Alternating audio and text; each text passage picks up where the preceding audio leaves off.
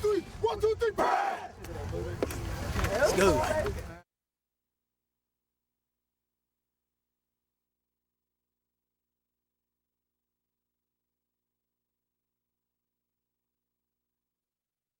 From the Bill Froelich Athletic Center at UHAS McGinley Stadium, this is the Coach's Corner. I'm Bill Navari. Along with me this week, the offensive coordinator of the Penn Hills Indians, Alan Belinsky. Alan, congratulations on the team winning the conference championship this year. After the non-conference season ended, it seemed like the championship for the conference was a long way off. True. We had a little rough bumps to get through there a little bit. We came together, did some things very well, started to get it cohesive as a team. So we started rolling. And as you well see with our record, we roll through the conference 5-0 and conference champs. One thing I always learned over the years is that no matter what happens in the non-conference games, whether you go 4-0 or 0-4, they don't count once conference play comes along. And it really is those weeks that matter. And again, the other cliche is it's not how you start, it's how you finish. Correct. And the team seems to be starting to click a little more each and every week, and it comes for us in time for the playoffs. Yeah, we're gelling now. We have our offense obviously is gelling. We got scoring some points. We're making some plays on offense where we didn't make the first 3 or 4 games. We're getting some better play from all positions, running back, through quarterback, through offensive line. Our offensive line has gelled very well. Coach Morgan's done a great job with them, and like I said, we're starting to roll. Last week offensively, probably I think maybe the player of the game was Dante Brown. Receiving-wise, he brought him in at quarterback. He just all around. He had a fabulous game last week against Woodland Hills. You've been moving him a lot from flanker to quarterback, mixing things up, throwing Tommy out a little bit. Is this just something to give teams a different look, or what is the strategy behind it? To give teams a different look, to give a little change up. As you know, Dante's a phenomenal athlete. He does very well here, basketball, whatever he does. With his athleticism in the backfield, makes defense prepare for a little differently. When he's back there, we can run the ball a little more effectively with our quarterback. He also can pass the ball, as of the pass he threw to Darius Patton for a 30 or 40-yard gain. Set up a first and goal. First and goal, and we score on that. Excuse me. He does very well. And also, when we put him back out as wide receiver, he's such a threat they have to cover him, hopefully, with 2 people, which opens the running game up for us. But if they don't, as you saw last week, we threw it to him, caught the ball into 1, and we have winning touchdown. One thing I've noticed, Tommy Fulton's been moving from quarterback to wide out whenever he changes this up. No balls have gone to Tommy yet. Is this something that you don't do in the regular season, maybe set up for the playoffs? If you want to pass on that question, just say pass, and or you just is that the kind of thing that it's in the back of your mind? What happens is he's out there. He actually can catch. Tommy's pretty good. Yeah, he's an excellent athlete, and he's a catcher in baseball, so he can catch. Right. If Dante reads it and he's open, he'll throw to him. So it's not like he's there just to be a decoy. Like I said, Tommy's a good athlete. He blocks well. We get a little more stock blocking practice. He'll do better, hopefully, and he can catch the ball if it's thrown to him. So defensively, they can't let Tommy be an afterthought as a wideout. They can't. He's just a quarterback. Don't worry about him because he can obviously catch the ball, and Dante will throw to him. Oh yeah, we have that in the game plan. And if he's open, throw to him, Dante. Everybody chuckles at practice, but he made 2 good catches in practice this past week. So if he's open, he'll get thrown the ball. I tell Dante to read it. He's an athlete. Let Tommy be an athlete and throw him catch it. That's all. Over the years, as we get into the playoffs, you tend to start seeing a lot of the same teams over and over, regularity as far as teams making the playoffs. This year, we're going to play a team that Penn Hills has never played before, a team that just moved up from AAA, and they were a AAA powerhouse before coming up. So now they want to make a name for themselves in Quad A, that being the Pine Richland Rams. What have you seen on the films of them defensively that you think you could take advantage of offensively? Pirates is good. As you said, they were in a 2005 or 6 championship game, a PIA championship game. And they moved up. They have athletes like everybody else. They're very sound and fundamental. They played 2 different defenses, a 3-5 and a 4-4, and we'll formation them to get openings for us to run and pass the ball. So there's a lot of things we can do against them. A lot of people think, well, you're the first place team. You're playing a 4th place team from another conference. What's the big deal? But yet, looking at their 3 losses in conference play up there, they really are not by a combined large amount of points. I mean, they're in each and every game. Right. Almost, 3 losses were almost heartbreakers. So they're a team that really not only they finished 4th, but had some breaks gone their way. They may have actually been able to finish 1st in that conference. So, are these kids prepared for an excellent football team Friday night? Yes, we have prepared them. Hopefully, they are ready to go. We'll see on Friday. I believe they are. Pine Richland is good. Their games they've lost and won here and there. It's always been close. Like I said, they're fundamentally sound. Their coach does a very good job up there. We will attack them as we always attack everybody else, find their weak spots, and we'll go from there. When you come into the playoffs and you get a matchup like this in the first round, obviously you want to get the easiest opponent you can, but sometimes you have to wonder, do you want that easy opponent, or you want a team that these kids are going to have to come out and go toe-to-toe against? Our kids all year have been, I think, ready to go in the past conference, in our conference games, so they'll be ready to go Friday. Yes, you want to play a team that's a little lesser talented than you are, but this is what Pine Richland is. They're a little less talented than we are. We should be able to come out and do what we want to do to them. And we'll go from there, like I said. So we'll see. We'll see. The Indians are the only Quad A conference team that plays on grass. True. There'll be a grass here Friday night. Weather's supposed to be nice, so it's really weather shouldn't be a factor. But yet last week, as the dew started settling, and we've seen it in recent weeks, and we had the rain, Woodland Hills started slipping and sliding, and the Indians a little bit, but not so much because they're used to it. Do you think having the grass is almost a little bit of the home field advantage? Yeah, that helps home field. We're mutters. Well, as you know, our last drive was in the rain where we ran and threw the ball, and for some apparent reason we played better in that rain than we did the first half. So we are, like I said, a bunch of mutters, and that should help us out a little bit. It's tough to play on grass once in a while, especially when the dew gets going. As you saw, Woodland Hills, the kickoff return, they slipped. He slipped on a run. The QB that was slipped. big. He was dropped huge. at the 13-yard line. Yeah, that helped us out tremendously for defense. And then when you get in a hole like that, we just got to come up defensively like we did, and we knelt down the ball and ended the game. Obviously, the way the season started wasn't the way you really wanted to. Although you look at Gateway beat us up pretty good, but yet the other loss, it's to North Allegheny at the buzzer on the last play of the game. Bethel Park was a game also that you were in. So theoretically, you really could have only one loss going into the conference play or going into the playoffs. Looking back on the season, what are some of the things that you're proudest about? As far as these kids that they've achieved through the year. Our kids overcome so much adversity. Obviously, with a new coach and all, and getting all whole new coaches. All our coaches coach a new position this year, basically, in the sense of that they weren't there last year in their same position. Some were here, but they weren't doing the same exact stuff.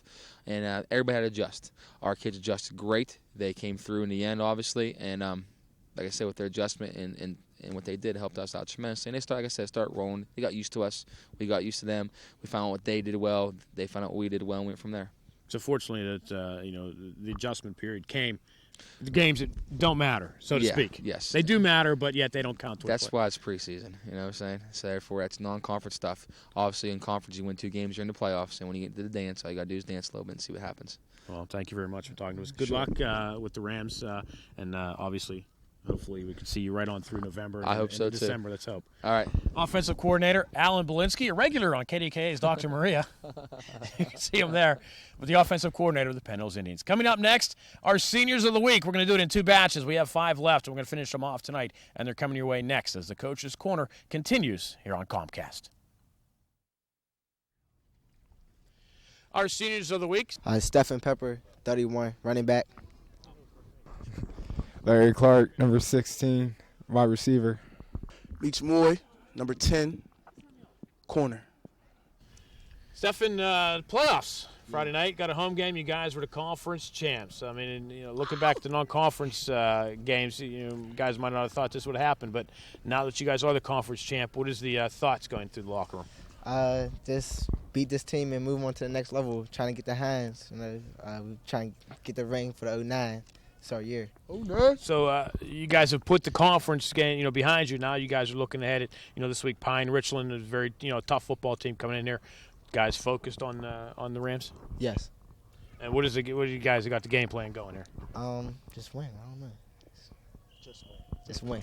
Okay. No, nothing in particular. You think you want to prepare for, but remain the focus is on these guys. Yeah, mentally, just don't underestimate them. Okay. Good luck Friday night. Larry Clark, again, the same thing. You guys, won the conference. Now you guys got Pine Richland's playoffs. It's win or go home now. What are you guys, what are your team's thoughts, as you prepare for Friday? Just stay focused, keep your head in the game. If you do bad, just get up and do better the next play, basically, Now, when you guys went 1-3 and you started off, the conference play, I mean, did you guys, think that, we could still, run the table and be the conference champs? You got to bounce back easy off a loss. You can't let that loss get to you. So that's basically what we did. Came back to practice each week, working harder and harder to get to where we're at now. It had to be tough after that North Allegheny loss, though, in the last play of the game. They kicked the field goal to win. I mean, but yet the team was able to bounce back from that loss. Yeah, it happens, Okay, you guys all prepared for the Rams Friday night. I mean, it's a good team. You're not taking them lightly, right? Nah, never take a team lightly. Okay. Well, good luck Friday night, Larry. Give me that. Demetrius, you've been chomping at the bit to get on here. All day. What are your thoughts? You guys are the conference champs. You got to be proud of that. No one can take that away from you. Had a rough start. Yeah. But you guys are the champs this year. We are the champs, and we are ready for this game tomorrow. I mean, how are you preparing for the Rams? Well, we just watch film, did practice, a lot of plays. Just gotta make sure that quarterback don't get like 8 seconds in the pocket because he got an arm. We gotta give him pressure. Once he get pressure, gets nervous, had a tendency to just throw it anywhere, just lob it up. D-backs get a pick, our linebackers, they would just come out with this win. Now, I've been around here a long time, and I've seen first-round teams with the Indians have played where it's a team that really should have beat up on, or they had teams that they've taken lightly. Yeah. And the Indians have ended up losing and going home in the first round. How is the team mentally preparing for this game? I mean, are you guys into this against the Rams, or nobody's going to try to sleepwalk through this game? Yeah, we're prepared for it. We know it's either win this game or go home. So we got to treat every game like it's our last game. So we just got to come out here with the capability of winning mentality in our heads. So it's no matter the name of the team, whether it's Pine Richland matter or what, else. Look, whatever team. You're preparing like you're going up against a Central Catholic or Woodland. Whatever team we play, we're going like it's our last game. We're going all out, no matter what. What are you proudest about the season? What I'm not proudest about is how us as a team, as we came together. Before, as you see, in our first game, like we lost real bad. But as you see, as the time goes on, as the games go on, we came together as a team. And we started, as you see, we came conference champs, and we're starting to win. What are your plans for after high school? Plans for after high school, trying to go to college, 4 years. Try to go to Hampton, architecture. Try to get my degree on my own business in architecture, like architect firm, Well, you could design another Freilich Athletic Center. Yeah, because this Freilich is whack. You can give back to your hometown. Yeah, first Penn Hills person to give back. That's for all y'all Penn Hills people that used to go here. Don't give back to the Freilich. Shady. Still, we need turf. Okay, well, you can make a lot of money, yeah, I'll definitely get back. Architecture, and you can put in build a new stadium. Call it the Moy Center. Well, there you go. Well, good luck Friday night. Good luck through the playoffs and everything that you do. Uh-huh. Larry Clark, what are you proud of looking back at the season, what this team has accomplished? Basically just how we bounced back and like all that hard work that we did earlier in like the spring, how we like put that together now, and now we're starting to use that to win games to get to where we need to be. And that's basically about it. Yeah. What are your plans for after high school? I'm going to go to school, either University of Houston or maybe like Lincoln, to be a sports agent. Yeah. We've had a couple of those this year. Yeah. Oh, well, good. You guys get your sports agent, come back, and you compete for my business. Okay. Yeah, might give it a run. Okay. Well, we'll stay close to Penn Hills because a lot of athletes come through here. You never know who you might be able to pick up once you become a sports agent. Yeah, but just remember me as the gunner. Okay. The ultimate gunner. Well, good luck to you, Larry Clark. Stephen Pepper, same thing to you. What are you proud of for the accomplishments that this team has done for this year? I'd agree with Larry and Meach, how we all came together as a team. We're one big happy family. So we're ready for this. I'm ready to become champs. What are your plans for after high school graduation? I want to become an architect too, go to Morgan State. We got a lot of building designers here. We got a lot of construction coming on in the future here, hopefully. Yep. Maybe me and him be partners. Never know. Well, there you go. Well, best of luck to you. Of course, gentlemen, best of luck against the Rams Friday night and the rest of the way through the playoffs and after graduation, as always. Yeah. Our seniors of the week, part 1. Stephen Pepper, Larry Clark, and Demetrius Moy of the 2008 Penn Hills Indians. Coming up next, more seniors of the week as the Coach's Corner continues here on Comcast. Our second batch of seniors of the week. Kadeem Williams, number 25, tailback and inside linebacker. Darrell Huff, number 43, running back and linebacker. Terrell Glanton, defensive tackle, offensive tackle, number 55. Kadeem, long way from non-conference games. The Indians conference champs, big playoff game Friday night against Pine Richland. How are you preparing? Well, you just got to stay mentally strong about the situation. I mean, you got to look at this team as well as all the other teams as this team is capable of beating the Indians. I mean, you don't want to think about it. It is what it is. So you just got to go in this thing strong and pay attention to what you're doing. Does it help preparation-wise knowing that if you don't prepare well enough for a team that this team can come up and knock you down? I mean, does that actually help you prepare better for the game than as opposed to if you were playing a team that was maybe 1-8? I mean, definitely. I mean, because any team is capable, no matter the record, no matter where they're from. I mean, any team is capable of putting you back on your behind. So you got to stand up strong and do what you got to do to come out as a victory. Now, you play both sides of the ball. Pine Richland has a very potent offense. They can, tight formation, run the ball. They can spread it out and throw the ball. So a lot of onus Friday nights can be on the Indians' offense to keep the Rams' offense off the field. So that's going to be a lot of running the ball, holding on to the ball, and not turning the ball over. So are you preparing more offensively this week than you are defensively? That's a good question. I mean, we look at both sides. We try to get 50-50 for both sides. I mean, because Coach Belinsky, he can be a ball hog, and the defensive coaches really don't like it that much. But me, I do both. I try to take preparations for both defense and offense. I mean, you got to pay attention because when you're on both sides, it's hard. So just try and cram it all in your head at one time and see what happens. Okay, well, make sure those guys around you keep their heads in the game too, right? Yes, sir. They got to. I mean, if you make up a mistake, that play on the field, you live by that play. I mean, you can't dwell off something from the last series. You can't. You got to stay focused on your job, on your assignment. Okay, well, best of luck against Pine Richland. Darrell Huff, obviously the Indians, getting better. They say, wine gets better with age. The Indians each and every week getting better and better. I mean, the team's starting to click a little bit more. Is the team starting to peak here as the playoffs, come around, or is this team still got some improvement to go and just, trying to get better each week? I feel that we got better since the season started because I'm saying we got our players back. I'm saying I try to get an offense a good look, get them ready for what's going to happen Friday night, and just hope that our team, come out there, get the victory done. I'm saying. Guys like you go out there and you help prepare the first team offense, first team defense, and you help them get better, prepared for the game. I mean, that's an important role as far as being part of the team. I mean, does that help you out there mentally as far as going out there thinking, we're getting these guys ready to go. We're getting better each and every week, and it helps the team get better each week as far as you won the conference and now you're getting into the playoffs. I mean, is that the kind of role that you're playing? Yeah, that's kind of role I'm playing. Well, how are you preparing this week for Pine Richland? We preparing. We just going out here taking mental notes, listening to what the coach say, get an offense a good look, defense. So they'll know what it's time to do Friday night. Come on with the victory. Take it one game at a time. Obviously, everybody's mentally prepared, knowing that there's a good football team coming in here Friday night, right? Yes, sir.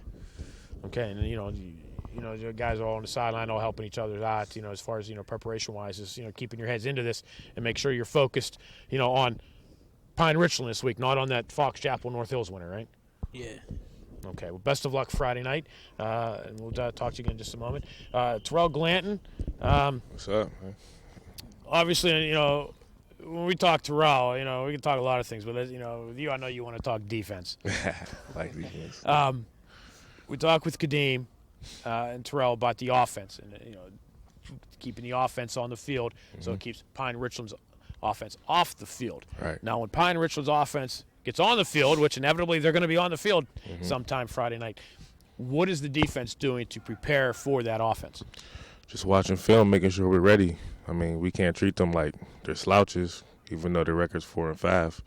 We got to play them like we would play Central or Gateway or somebody like that. What have you seen of them in the films that maybe you're thinking, wow, we really got to pick up on that one or watch out for that? Their line definitely comes off the ball more than I expected, so we just got to watch out for that. And they look like they got a pretty fast quarterback. He moves a lot, so we got to watch for that too. So when you get a quarterback like that really moves a lot, how defensively do you prepare for that? I mean, obviously, the linemen have their role, the linebackers have their role. I mean, what are you looking for, and what are you preparing for? Protect your gap at all times, man. Because if you don't do that, he'll find a way to get through there. Make sure me and Aaron stay in the middle of the game, and the ends protect the outsides, and just pay attention. Is this the kind of disciplined defense that you have to play in when you play a team, say, like McKeesport, where it's, they go each and every way. You just have to stay in that gap and just go one direction, and, if they come to you? Assignment football is what we got to live by. Has there been anybody this season similar to Pine Richland that we've played? I want to say like Kiski, just because their quarterback could like run a lot, and their lineman came off the ball. But you won't really know till we play them. Okay, what are you proud of this team's accomplishments this year? Oh, definitely the way we picked it up after the first 2 losses. I mean, since Coach Peterman came, defense stepping up extraordinary. Like, we just stepped it up. What can we expect from you after graduation? Definitely some college. I don't know where yet. Trying to play football. I'm a major in art. Yeah, what about art that you like? I mean, is there anything in particular? Art is such a wide field. Yeah, I mean, I like drawing. I ain't been drawing as much because of football and stuff, but drawing, making video games, stuff like that. Oh, great, very good. Keep your math scores up. Oh yeah, you're right. Okay, well, good luck to you Friday night, and of course after graduation. Darrell Huff, what are you proud of this season? The Indians have come a long way. When you look back at it, someday when you look back at your senior year at Penn Hills, what are you going to be proud of stuff? Just going to be proud of just letting everybody know I played for Penn Hills. We gave it our best. And hopefully get that state championship ring. So for all the people that said we weren't good or nothing, let them know what we accomplished. What are your plans for after graduation? What can we expect from you? I plan on going to college, majoring in business market, and do some construction. Excellent. Construction. A lot of Play some builders on football this too. team. A lot of builders on this team this year. Yeah. Well, very good. Very good. Best of luck, obviously, Friday night and everything you do after you graduate.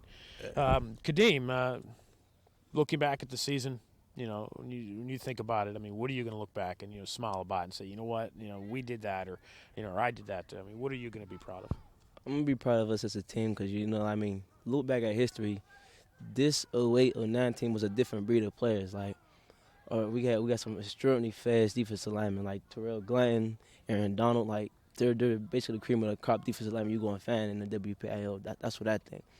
And I'm just going to be proud to be on part of this team, and we will get the win and get the ring and all that. So, just for those who don't believe, just sit back and relax because we're going to take over this year. What are your plans and aspirations for after high school graduation? I'm planning on going to college. I got a couple of looks, but my major is going to be in accounting. I'm good with numbers. I love to do that, so that's pretty much what I'm going to do. And hopefully I'm going to see where that takes me if I don't make it to the NFL. Okay. Well, it doesn't hurt to dream. You can't live it if you don't dream it. Exactly. Okay. Well, best of luck not only Friday night, but also in all your plans for after high school. Our seniors of the week, part 2, Kadeem Williams, Darrell Huff, and Terrell Glanton of the 2008 Penn Hills Indians. Who would have thunk it? The Indians, conference champs. They're hosting round 1 of the WPIAL Playoffs. The Pine Richland Rams come to town, and it's coming your way next here on Comcast.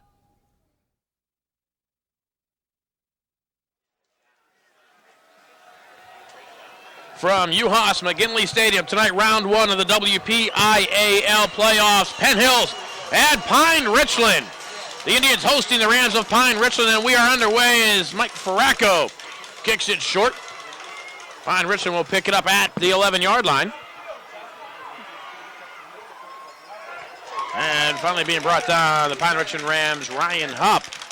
The Pine Richland Rams come into tonight's action as the number 4 seed from the Quad North. Their first year in Quad A football. The Rams come into tonight's record 4-5 overall.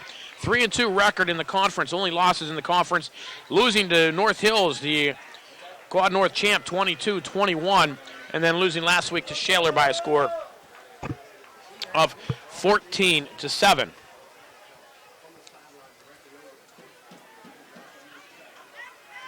Indians, by virtue of their win last week with with Woodland Hills, are the conference champs of the Quad East. Eric Kortenbrock, the quarterback of the Pine Richland Rams, keeps it on the ground, gives it to their big fullback.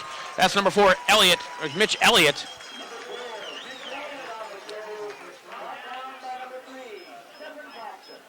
And Elliott with a nice gain out across the 25 to the 27-yard line. It's a gain of 9. It'll be second down and a yard for the Pine Richland Rams. Are they going to bring out the sticks? Yes, they are. It's a lot closer than it appears from up here.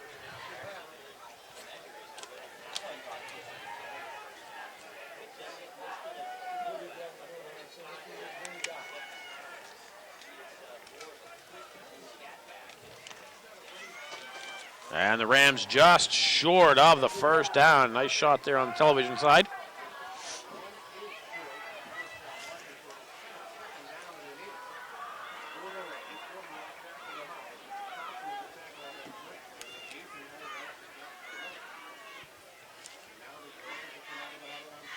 So the Rams come out of the huddle, come up to the line, second down and short. A lot you can do on a play like this.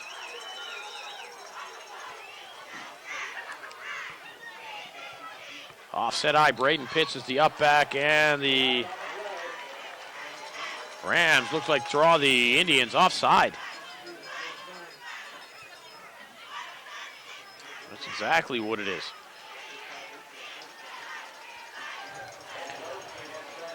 So the Indians give the Rams a gift first down here early. And first down, Pine Richland at the Indians' 33-yard line. Elliott deep in the eye. Gordonbrook's going to throw. Rolls to his right. Throws right side. And overthrows a man out on the flat. Steve Valenza. Pass incompleted to bring up a second down and 10 for the Rams. Gordonbrook has the ability to throw the ball deep. Has struggled on the short pass. As seen on that play. Valenza was open off in the flat, but Gordonbrook overthrew him. And now the Rams with a second down and 10. Twins near side, and it'll be Elliott trying to get up the middle, and the Indians' Dan Mason will drop him for a gain of maybe a yard. Out to the 39-yard, I think, 39-yard line. Excuse me, 34-yard line. And the Rams will call it third down and 9.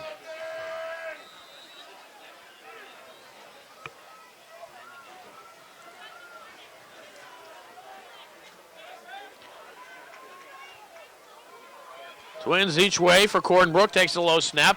Looks like he wants to set up the screen. He's under pressure. Flush to his right. Looking. He's over the line of scrimmage. Has to take it himself. And the Indians come up and force him out of bounds for a short gain. Brandon Eiffel will stop Gordonbrook for pickup of maybe 5. And it'll bring up a fourth down for Pine Richland.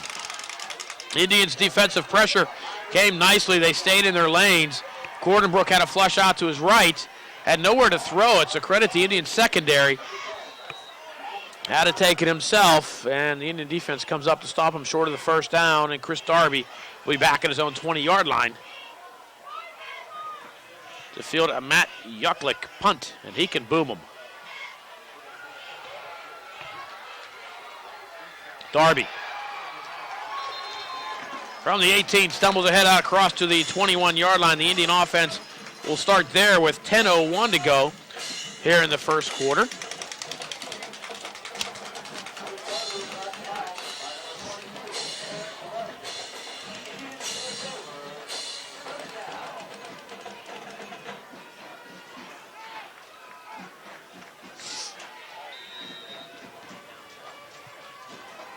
So now Fulton will bring the Indians out under center.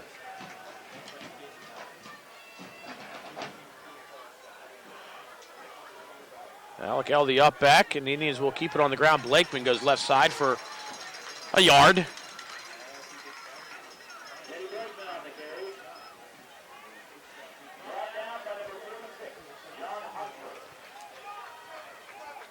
And the Indians are looking at a second down and 9. Brown goes left. Brandon Eiffel comes this way. Darius Patton moves up to be a short receiver on the near side. Tyreek Walker in the slot. Fulton will throw. Looking this way, under pressure, steps up in the pocket, throws. Eiffel wide open at the 34. Dives across the 35 to the 36-yard line. 14 yards for Brandon Eiffel. That's a first down for the Indians. Eiffel doing a nice job of getting himself open as Fulton began to scramble. Fulton doing a nice job of picking him up there in the secondary. Delivered the ball right into his hands, and Eiffel picking up the first down.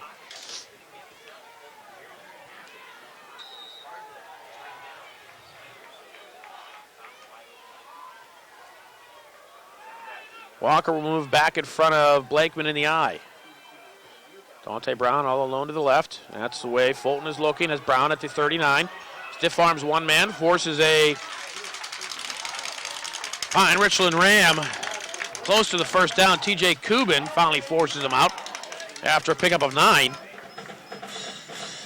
And the Indians with a second down, we'll call it a yard. Winner of tonight's game will play the winner of tonight's Fox Chapel North Hills contest going on at North Hills. Indians the number 5 seed in the WPIAL playoffs. Fulton, quick strike. Dante Brown, first down across the 50. Rams finally spin him out of bounds at the 47-yard line. Another 8 yards for Fulton and Brown. And the Indians get another first down.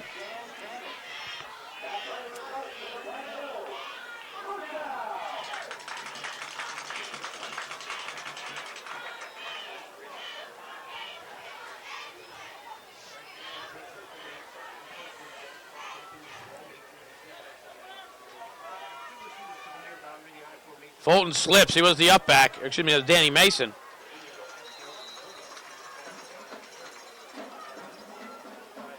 And Blakeman, a short game. We'll call it no gain. And Indians looking at a second down 10. Mason was to be used as a blocker, but slipped. And Blakeman almost ran him over. Pine Richland did a nice job of closing the holes and holding Blakeman for no gain.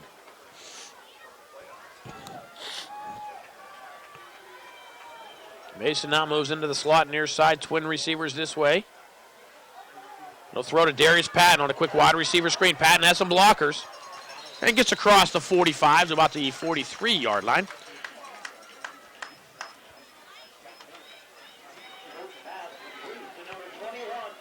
Four yards for Darius Patton. The Indians now looking at a third, and we'll call it 6. Halloween night here in Penn Hills. So not a very large crowd. Like for a playoff game, it's rather disappointing.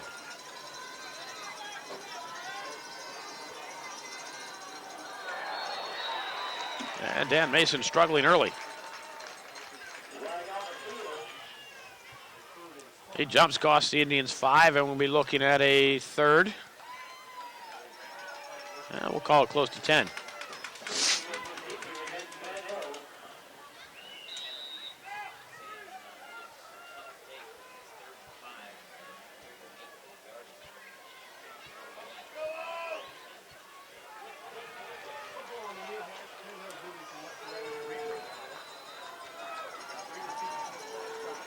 Indians come back out in the same formation. Mason again in the slot to the left of Tommy Fulton. And Darby trying to find a lane. Gets into the secondary across the 40. Close to the first down. Needed 10. Looks like he got about 8. And an interesting decision here for the Indians, Ron Graham.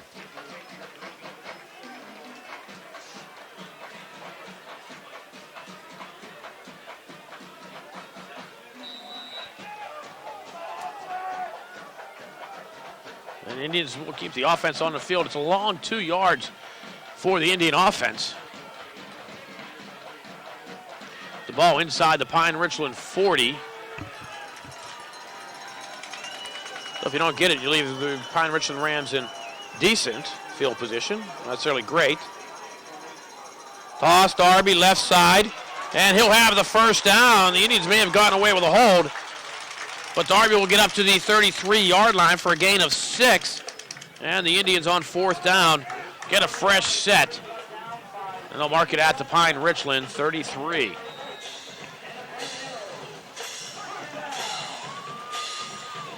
Clock running under 6 minutes to go here, opening period. We are scoreless, Pine Richland and Penn Hills.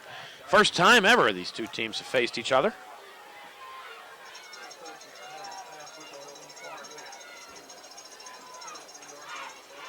Fulton will throw.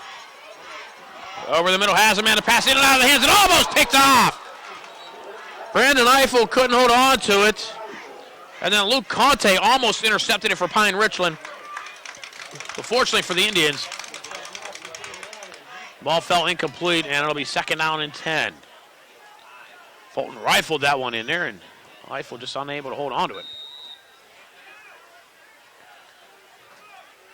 I don't think Conte was expecting that ball to fall in his hands the way it did.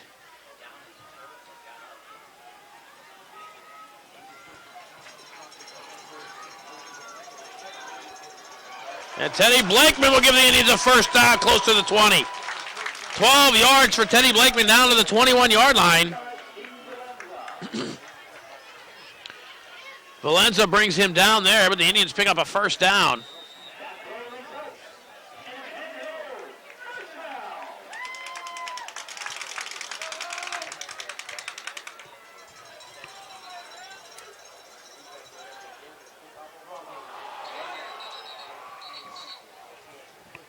Pass intended for Chris Washington on the near side.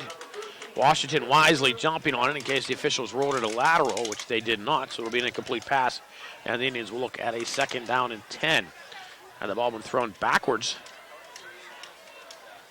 would have been considered a lateral and a fumble.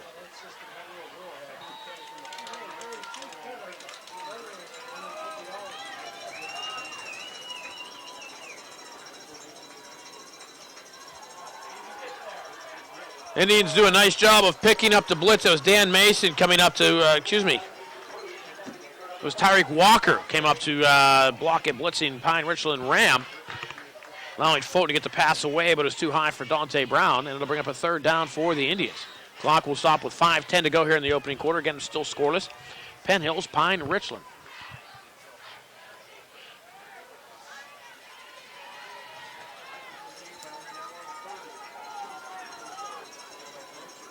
Washington comes in motion to the near side. Blakeman up the middle, big hole. Blakeman inside the 10. 1st and goal, Indians at the 9-yard line. Another 12 yards for T-Raw. And the Indians go no huddle. Walker in front of Blakeman in the eye. Washington and Eiffel near side, Brown to the left. Blakeman looking for somewhere to go, holds on to the football. Looks like he may have had a little trouble on the exchange, but he does a nice job of holding on to it, picking up 2 yards. Down to the 7-yard line. And it'll be 2nd and goal, Indians.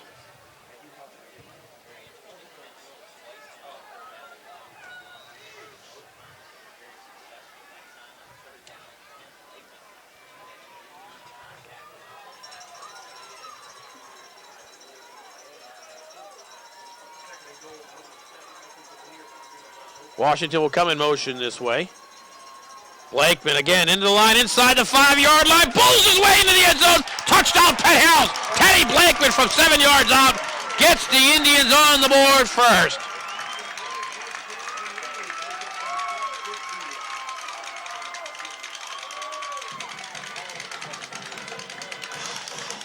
Blakeman just followed the blockers. And then when he got across the line of scrimmage inside the 5, he just bowled his way into the end zone, carrying Rams.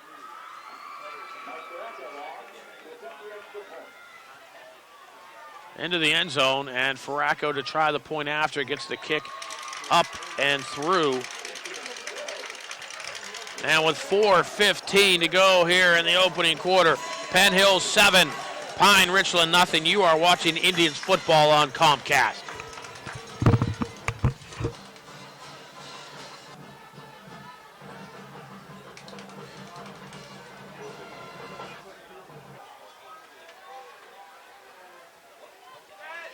Indians go 79 yards in 15 plays.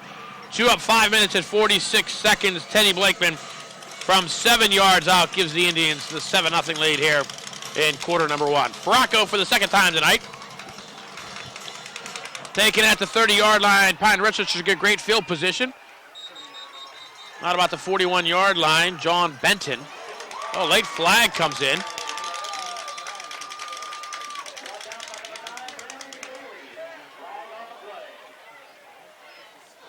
Looks like this one may go against Pine Richland the way the Indians were reacting. I think a lot of the Pine Richland faithful had wanted a flag against the Indians.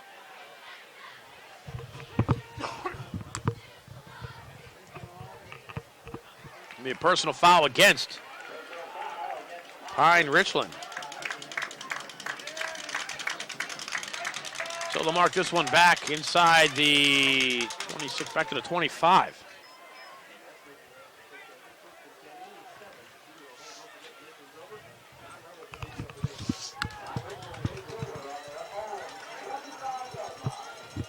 So instead of starting at their own 40, they're now back at their own 25-yard line.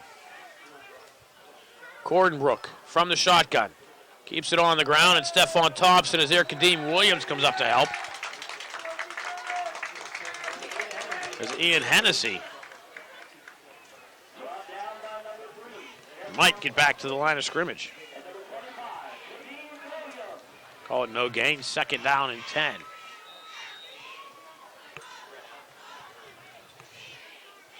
And the Indians have to be wary of the deep ball with these Pine Richland Rams. So he sent twins each way.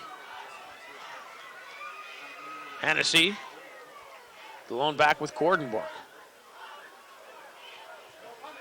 Cordenbrook will roll to his right, under pressure, looking for somewhere to go, gets the pass away, and the pass is intercepted by the Indians!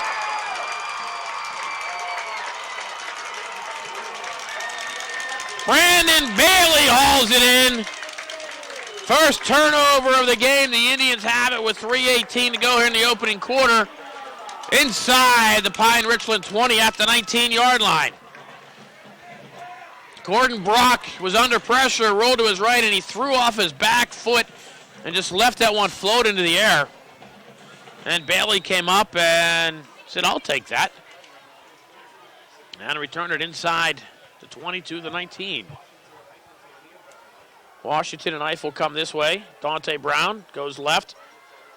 Walker to waggle this way. Slips. And Blakeman will be dropped for a loss of 2.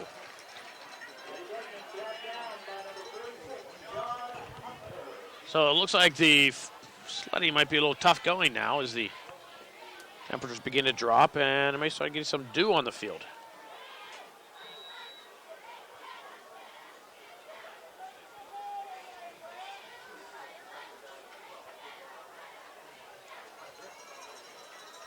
And Washington and Eiffel this way, I formation.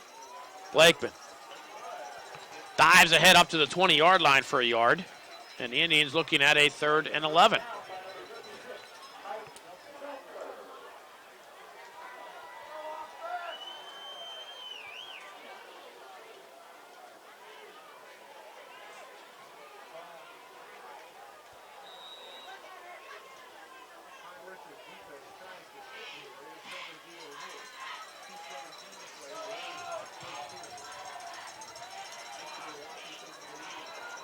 Pine Richland defense with a big play in front of them here.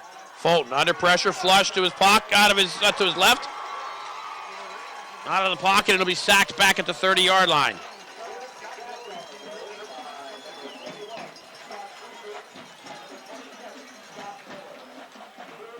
So now I have to mark him at the 29. It'll be a loss of 9. At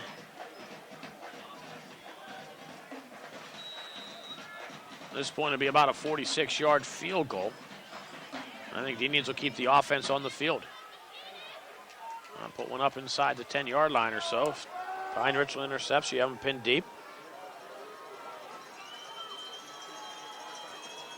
Fulton will indeed throw. Looking. Launching one towards the end zone, and Eiffel!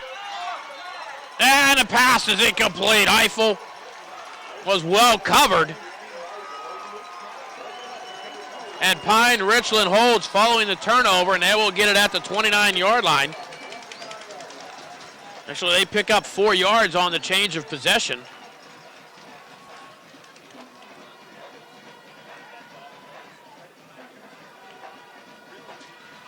So the Indians actually lose 10 yards on that possession. Wow.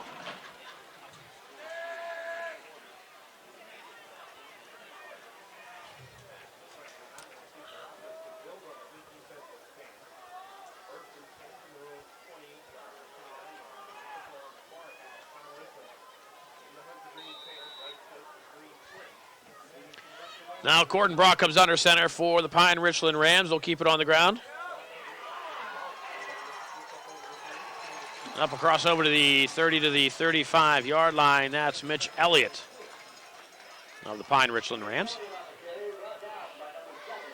He'll pick up 6 yards. Terrell Washington comes up to make the tackle. The Rams now looking at a 2nd down and 4. Elliott doing a nice job of getting through the hole before it closed. And able to pick up the 6 yards. Elliott again. Indians are there. Stephon Thompson hits him first. And Dan Mason will bring him down after a pickup of 2. Now we'll call it 3rd and 2. Clock approaching 30 seconds to go here in quarter number 1.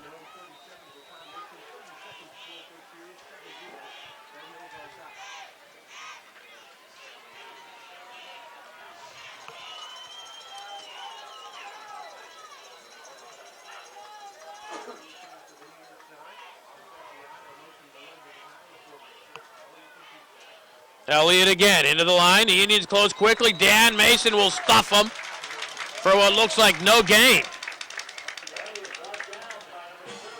Pine Richland will be looking at a 4th and 2, and they'll bring on the punt team.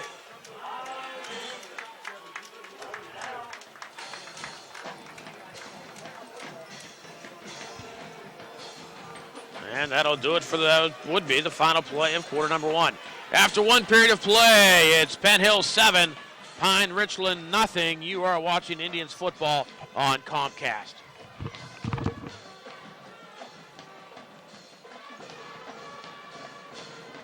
Needed to focus, Grasshopper.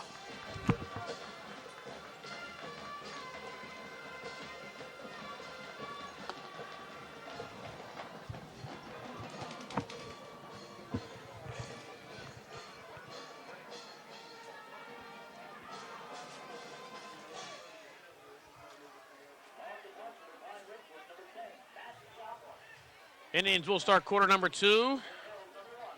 Receiving a punt from Pine Richland. Brandon Eiffel back inside his own 30-yard line. Eiffel always dangerous when he gets his hands on the ball.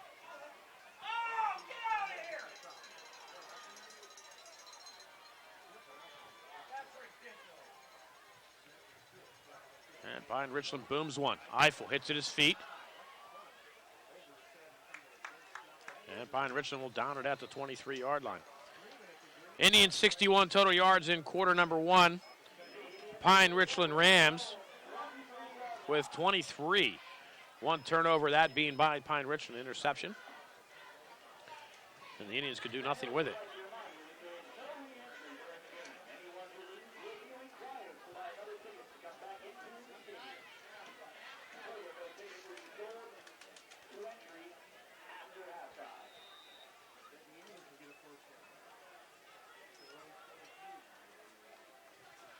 Blakeman, 8 carries, 38 yards through the first quarter. Darby will be behind Fulton, who will throw. Launches one downfield, has him, and there is Penn holds it in Pine Richland territory to the 47-yard line. 30 yards on the reception. Patton, nice job of getting the hands up and holding on to the football.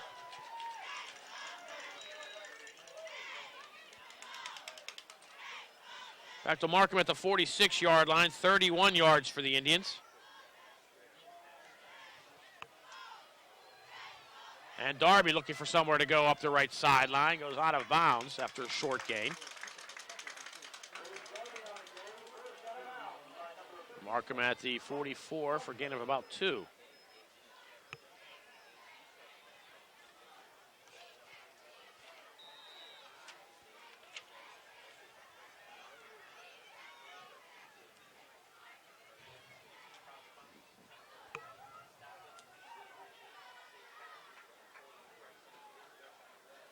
Twins right, Dante Brown near side. Fulton looking towards Brown on a slant, and Brown separated from the football. Oh my. Nice play by John Hunter of Pine Richland.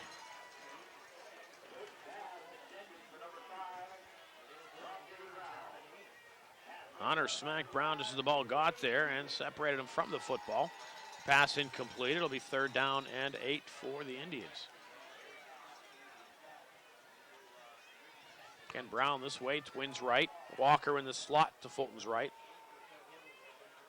And Teddy Blakeman, a lone setback behind. Fulton will come up looking for the screen. Near side, there is Blakeman. Gets some blockers across the 40. He'll have a 1st down and more for the Indians. Inside the 35, carries Rams down to the 30-yard line.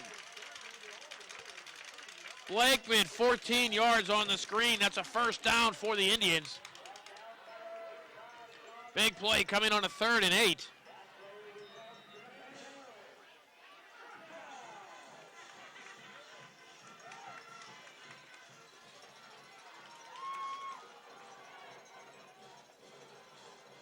Fulton, straight drop, slips as he throws the ball, and the pass does not make it to Dante Brown. Sees Fulton just before he released the ball. Back foot did not plant, came out from underneath him, causing the ball to come up short to Brown. Fortunately for the Indians, falling incomplete, and to bring up a 2nd down and 10. Again at the Pine Richland 30-yard line. Indians in the gold helmets with the red and white spear. Red jerseys with the gold numbers, white trim. Gold pants, red socks. Moving right to left. Pine Richland with the green Rams helmet. White jerseys, green trim, black pants.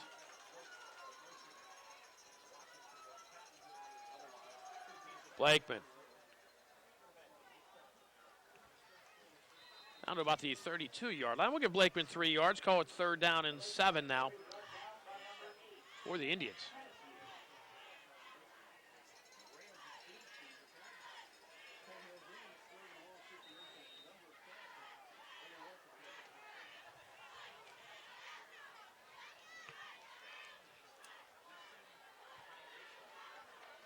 Eiffel, Washington right, Patton, Brown, near side, Blakeman.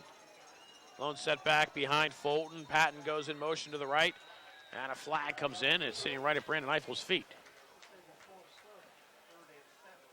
And they're going to call a false start against the Indians and bring up a 3rd down and 12.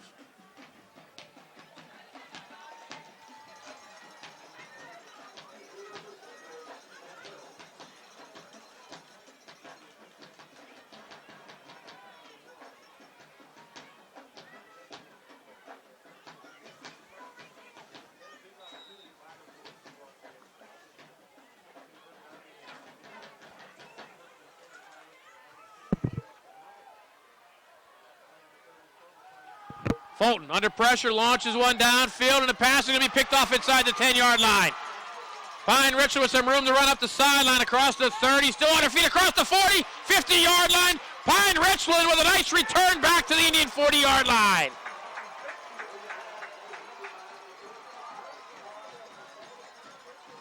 Holy cow, nice return by John Benton. Again, 2nd time we saw a quarterback throw off the back feet, and the 2nd time, the pass was intercepted.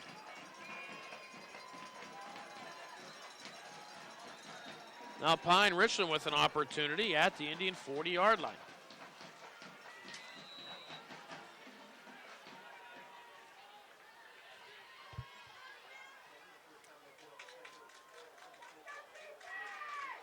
It is the deepest penetration of the night so far for the Pine Richland Rams. And they'll throw. Under pressure, pass near side, and he was open and dropped the ball. Ian Hennessy had some room to go. I think he was running before he had it. And it'll bring up a 2nd down and 10 for Pine Richland.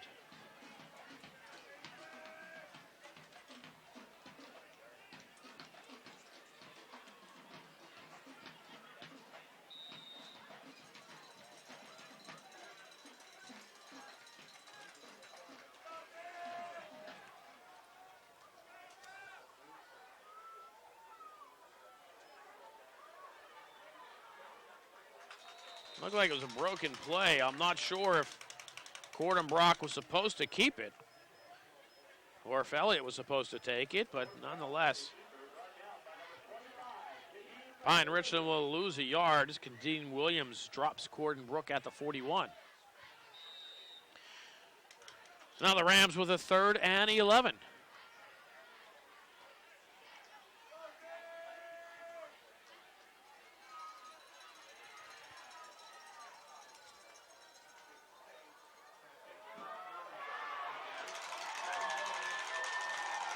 And Cordenbrock is sacked back at the 44-yard line. Holy cow. That's a 15-yard loss on the sack. Stephon Thompson was credited with it. And Pine Richland lets a golden opportunity go by the wayside, and they'll be punting to the Indians. They'll lose 16 yards on this possession.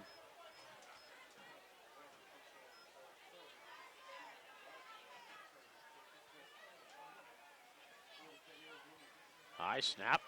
Pine Richland gets the kick away. Another boomer. Darby lets it bounce away from him inside the 15. Goes dead at about the 13-yard line. So the Indians will lose a ton of yards on the change of possession. So following the interception, Pine Richland intercepted it inside the 10, returned it back about 50 yards to the 40-yard line. And then the only place they went was backwards. And now the Indians with the opportunity back at their own 13-yard line. Their worst field position of the night. They have 8:07 to go here in the half. They're up by 7.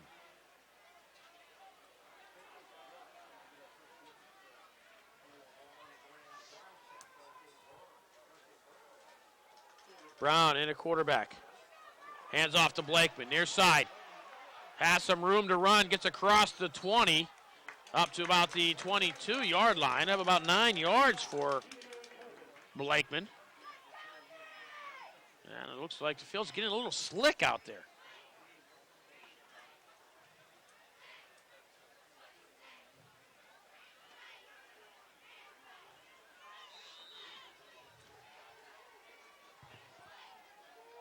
Once again, a happy Halloween. Those of you who stayed at home. Fulton splits to the near side with Darius Patton. Indians have twins to the right, and it'll be Dante Brown rolling that way. Quarterback keeper all the way. Brown will have the first down across the 25 out to about the 28-yard line. Give Dante Brown 6 on the carry and a first down for the Indians. Indians talking about throwing Dante Brown back their quarterback at times to give the defense a different look.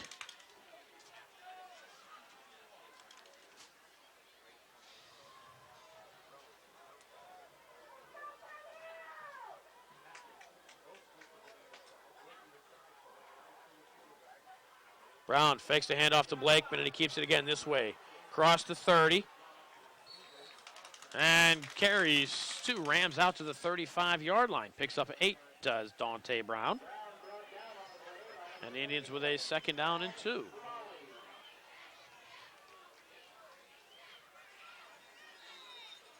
And if you're thinking all Dante Brown does is run the football, he can throw it too.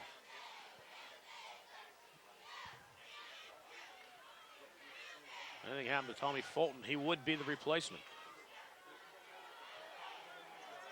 Teddy Blakeman, a sidecar to the right of Dante Brown. Brown will throw. And threw that one into the dirt. Washington was that way. And it brings up a third down and 2. Clock will stop with 6:50 to go here, quarter number 2.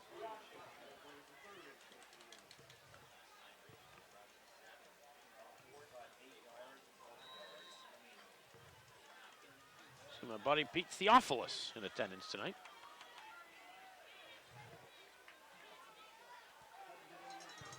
To play hockey with Pete way back in the day. Brown keeps it himself. Slips, but dives across the 40 to about the 41-yard line. Needed 2, got 6. And that's another Indian first down.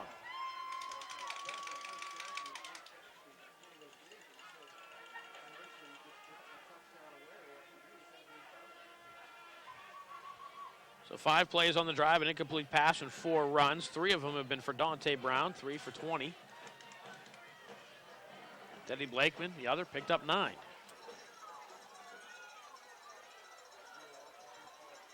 Brown again, just quarterback draw. Loses the football, the Rams pick it up. They're going the opposite way for a touchdown.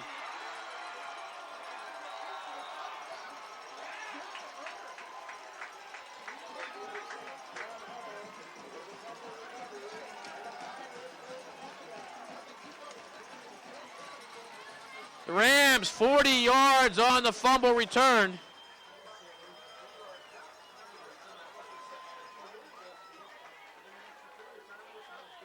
And the Rams looking to try to tie it up.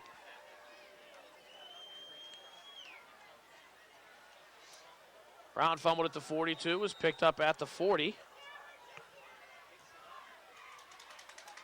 And away they went. Looked like John Benton. The Rams kick is up and good. And with 6:20 to go here in the first half, we are knotted at 7. Oh my. The Indians have had the better of the play tonight, but we are tied at 7.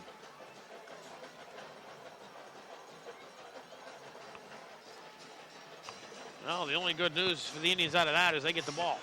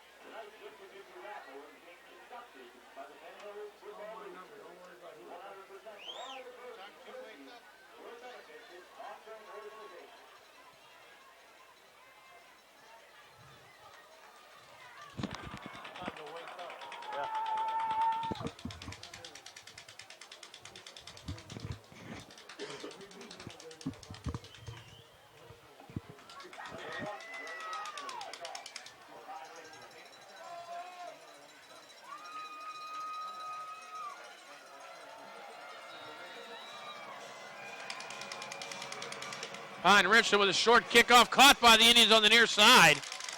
I don't know if that was intended to be an onside kick. I think it may very well have been.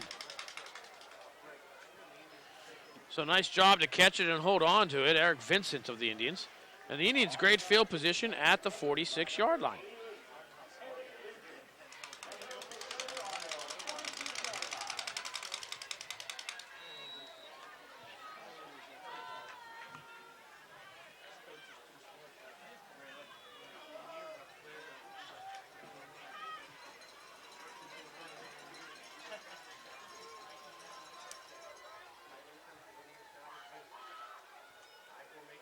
Darby trying to get to the outside and gets back to the line of scrimmage.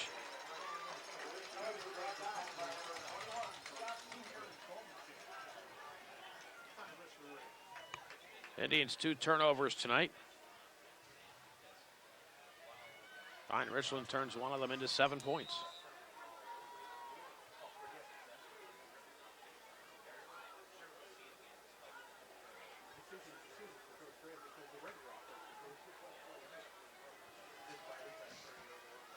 Brown this way. Eiffel to the right. I formation behind Tommy Fulton, who will throw. Looks to the right and a pass high for Eiffel. And the Indians looking at a 3rd and 10.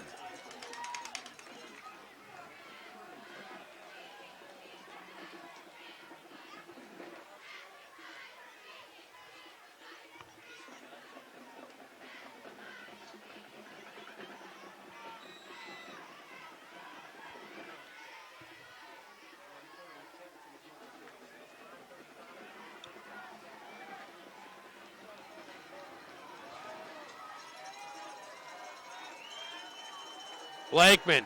Indians keep it on the ground. Carries Pine Richland Rams close to a first down. Needed 10, gets 9. And the Indians with a 4th and 1 at the Pine Richland 45. What do you do here?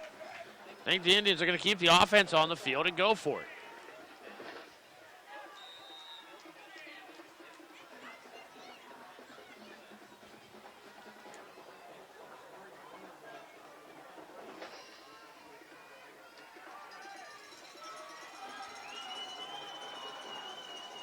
The way their defense has been playing, the Pine Richland offense has been able to do nothing so far tonight.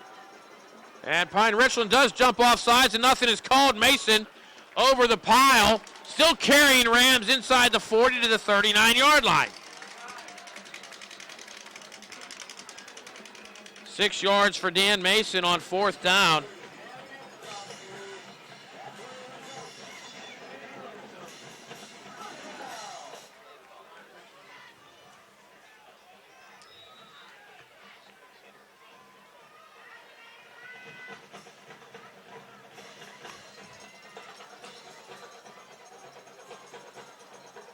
Gabe Wright comes in motion to the end near side.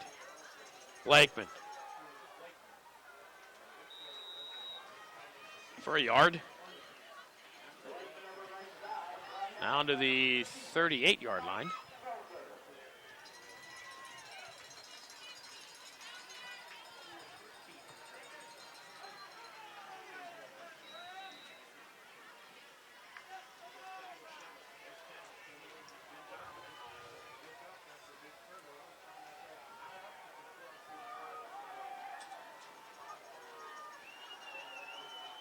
Berryman split to the right. Brown this way. That's where Fulton is looking, and he's wide open inside the 10-5. Touchdown, Dante Brown! 38 yards up the sideline for Dante Brown. The Indians retake the lead. Brown with a little shake and bake. Got himself wide open into the secondary.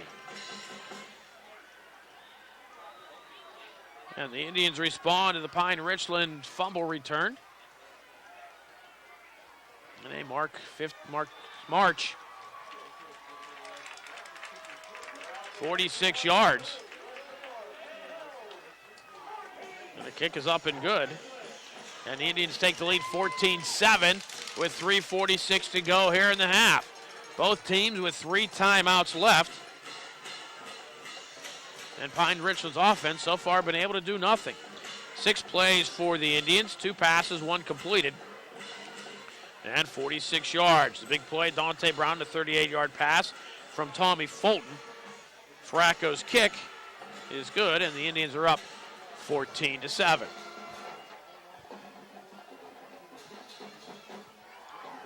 So Mike Fracco brings the Indians kicking team out for the 3rd time tonight. Indians do get the ball to start half number 2. So they can hold Pine Richland and maybe get some more points on the board before the half. The Indians could be in a great position.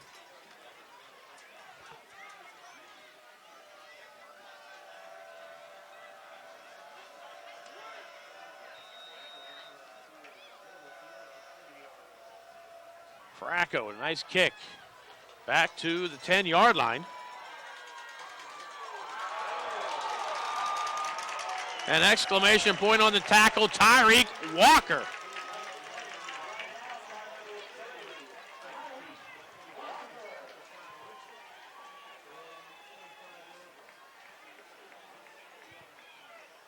So Pine Richland will start at their own 25.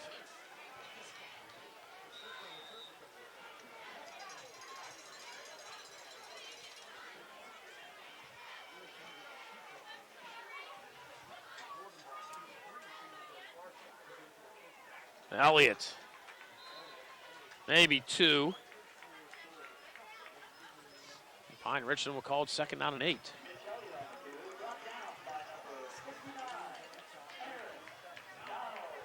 Aaron Donald with the stop. And it'll be 2nd down and 8.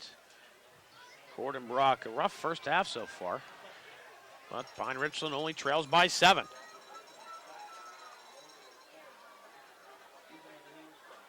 Gordon Brock will throw. Looking downfield, has a man in a pass. Too high, a flag comes in. Oh my! TJ Kubin, the intended receiver, but that pass too high. And I'm not sure. I guess from the angle the official was, he probably thought there was contact from this angle.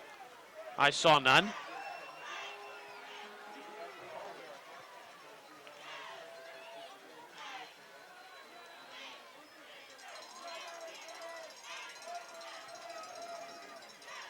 Holding against the Indian defense. And that's a 1st down for the Rams.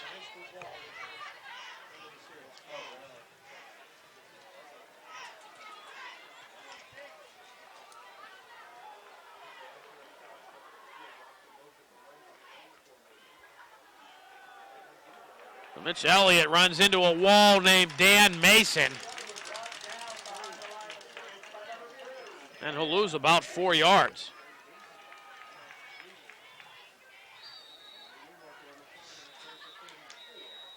And the Indians called timeout, so we'll take a break. 2:46 to go, first half. Your score, Penn Hills 14, Pine Richland 7. You're watching Indians football here on Comcast.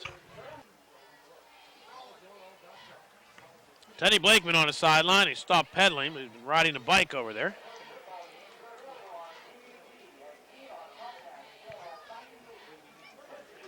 That's him standing in front of him is Nick Bernardi. Now the Indian defense trying to get the ball back for the Indian offense. Pine Richland is second down and 14. Brings a man in motion this way. Look like they're trying to set up the screen. And it's there, but the Indian defense comes up quickly once again. Dan Mason will come out. He'll stop Ian Hennessy after a short gain. And the Indians call another timeout. Gain of about 2, if that. Well, the ball will be at the 33-yard line. In fact, there's no gain on the play. Ball resting just outside the 32-yard line of Pine Richland. Clock stops with 2:31 to go.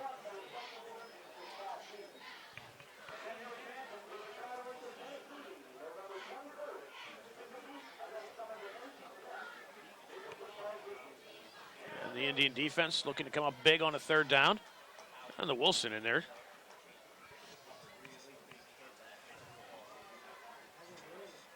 Dwarfed by those large Indian defenders. Indians wearing the red jerseys tonight. This will be the last time they wear them until they play at Heinz Field.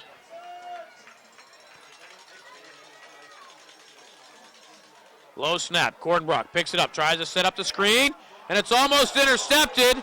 They're going to call it an incomplete pass. Like Aaron Donald, just not tall enough.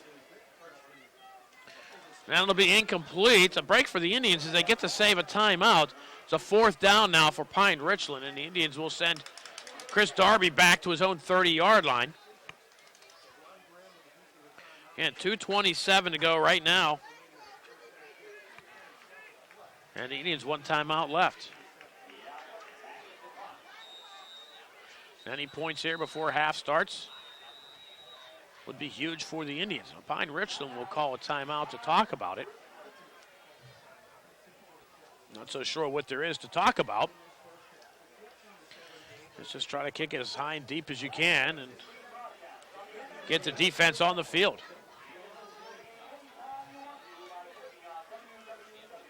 So just to recap quickly, Indians on their first possession take 5 minutes and 46 seconds, goes 79 yards in 15 plays. Teddy Blakeman goes from 7 yards out. Indians up 7-0. Indians march downfield, throw an interception inside the 10. The Pine Richland returns back to the Indian 40-yard line, but Pine Richland goes backwards. The Indians get the ball back. No harm done there, but after getting the ball back on the 6th play of the drive, Dante Brown fumbles. It's picked up by Pine Richland. They turn it back 40 yards, and they tie the score at 7, and the Indians answer. Yard pass from Fulton, and the Indians up 14-7. Pine Richland appearing to punt. High snap. Pine Richland gets a kick away, and it's a beauty. Darby from his own 20. Looking for somewhere to go, looking for some blocks. Still on his feet. And we'll go down inside the 30 at about the 27-yard line. Mark him at the 28.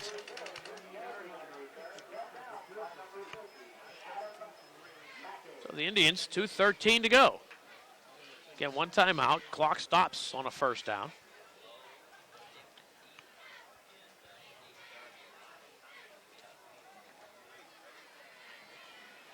So the Indians now with a great opportunity. 72 yards from the end zone, but still great opportunity to try to take control of the game.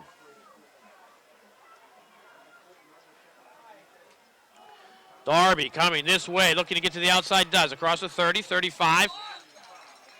And that's about it. 7 yards for Darby, but he does stop the clock. Brad Lawley with the tackle for Pine Richland, and it'll bring up a 2nd down and 3. But Darby wisely going out of bounds on the tackle while getting tackled. Stops the clock, and the Indians do not need to waste a timeout or go into rush mode. Toss, Darby, right side, looking for a hole. Gets it. Be close to a first down. Needed 3. Looks like he got 2. And it'll be 3rd and a yard. Pine Richland, 2 timeouts left. I would surmise if the Indians don't get the first down, they'll use a timeout.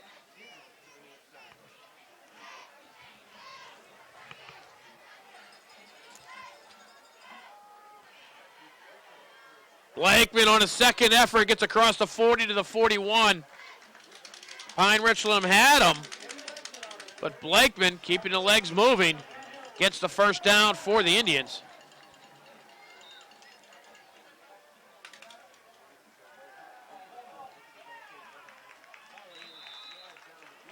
And Dante Brown with a nice reception. Give him 11 yards and another first down.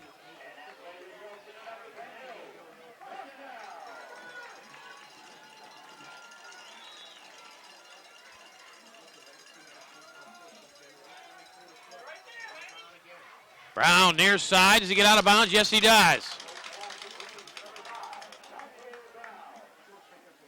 That'll be 4 yards to Brown, and they do stop the clock with 1:19 to go.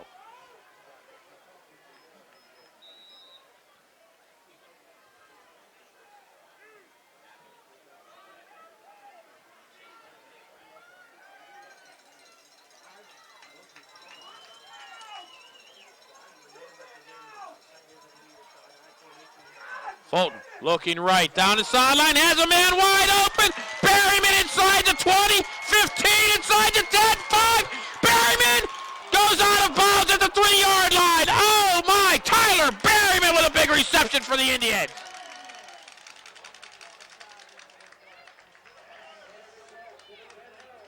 "41 yards, 1st and goal. Berryman wide open. And the Indians with a 1st and goal with 1:09 to go.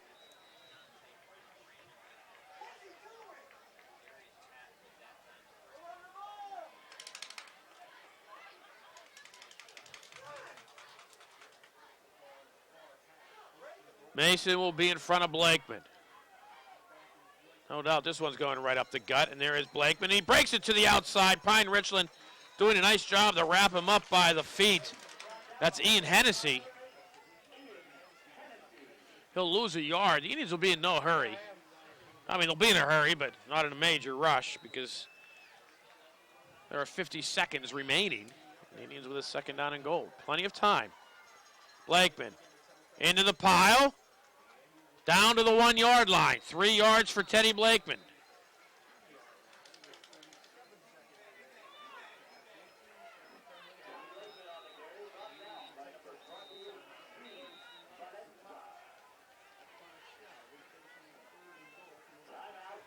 And the Indians will use their final timeout with 33 seconds to go. They have a 3rd and goal. Ball at the 1-yard line. We'll just keep it here.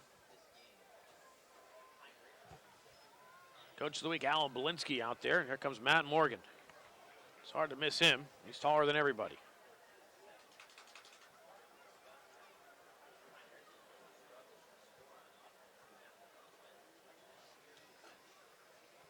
So the Indians, I'm going to guess, are in 2-down territory here. They don't get it on this play. They'll run another one because I don't think they'll have time to get the field goal unit out. They may. They don't have any timeouts left, so they don't get in here.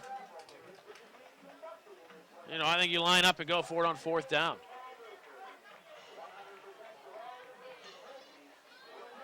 Either that or they have the field goal unit ready to go on the sideline.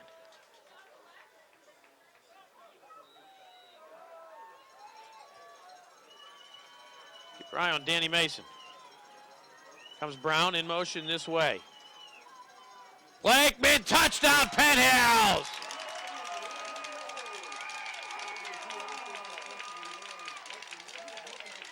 Blakeman's 2nd of the game. The Indians extend the lead. They go 72 yards in almost 2 minutes. Takes them 9 plays. And they score with 30 seconds to go.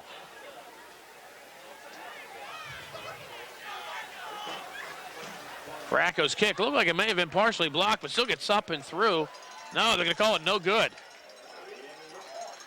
So with 30 seconds to go, Pine Richland will get an opportunity. But let's take a quick break. 30 seconds to go. 27 Penn Hills. You're watching Indians football on Comcast.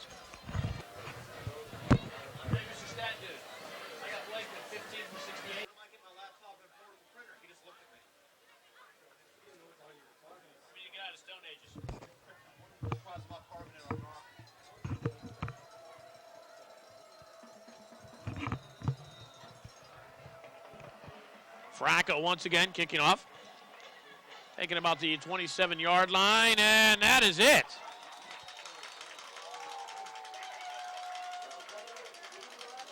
Holy cow, nice job, Kadeem Williams.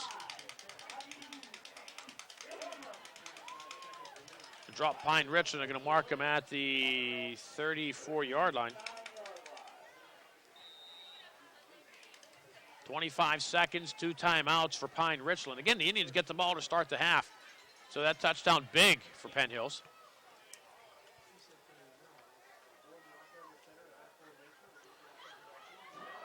Elliott, first down, Pine Richland out to the Indian Pine Richland 48-yard line.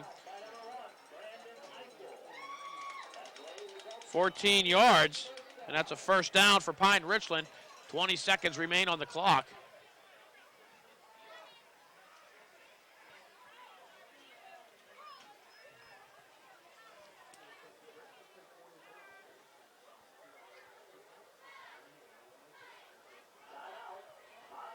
Pine Richland uses a timeout. Aaron Donald lost his mouthpiece, like Pine Richland wasn't giving it up. So a little bit of a scuffle there. There are WPIAL officials on hand tonight. I think the Indians are. Make sure the Indians stay in line. Sort of an insult. Blakeman out there rallying the Indian defense. Taking over for young William, who is in, William's still out there. He was headed for the locker room in halftime. I think Joe's in there taking care of it.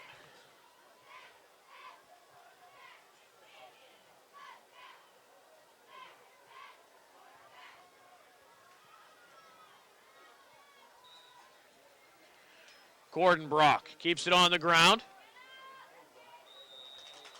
And Elliott for a gain of 2.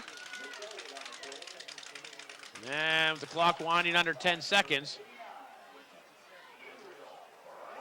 I think Pine Richland's going to let this one run out. Why not even try one for the end zone? I don't get it. Oh, my. You're losing by 13. Got a kid that can whale it. You ball at the 50-yard line. Why not try to launch one on the final play of the half? I don't know. That'll do it for half number 1. Your score, Penn Hills 20, Pine Richland 7. Second half action coming your way next. Don't go away. You are watching Indians football on Comcast.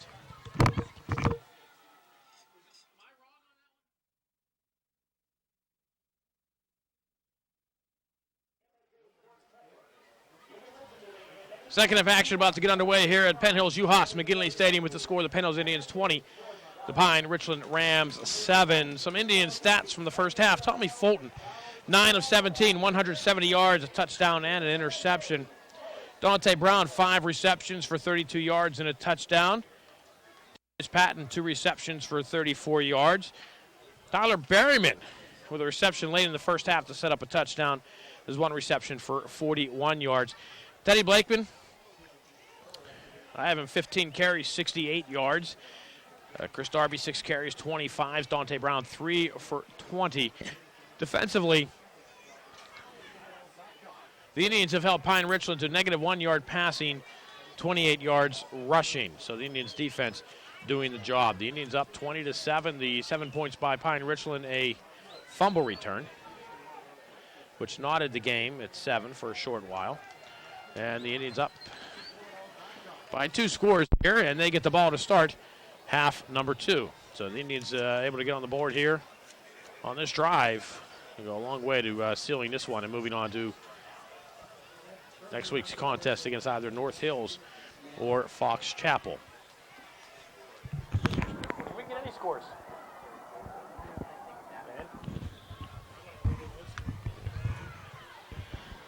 So for the second time tonight, Pine Richland will set up to kick off. Pine Richland following the fumble. It looked like they tried an onside little pooch kick. This one high again. Kadeem Williams at the 27-yard line, up the sideline! Big hole, flag comes in. The kicker brings Kadeem Williams down at the 35-yard line, but a flag at the 47.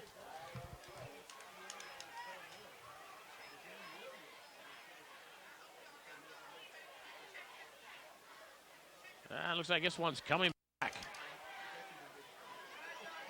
The illegal block against the Indians. So the flag at the 47, I should mark this one back to about the 37-yard line. Should be the 30. We're going to start at the 38.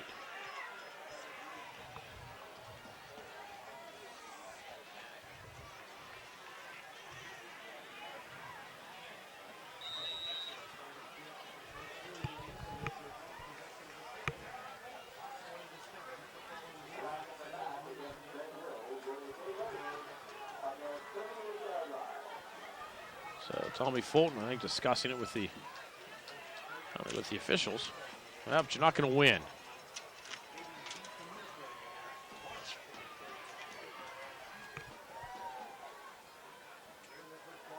Blakeman looking to get to the outside. Will drive ahead across the 40. Give Blakeman 2 yards. And it'll be 2nd down and 8. In case you're wondering, it was the first time this season the Indians have scored 20 or more points in the first half.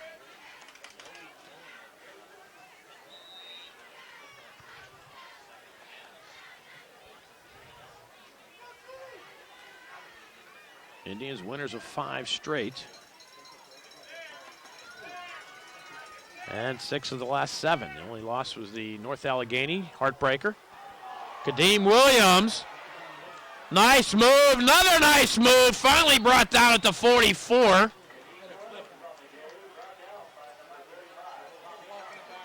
On a gain of 5, it'll be 3rd down and 3.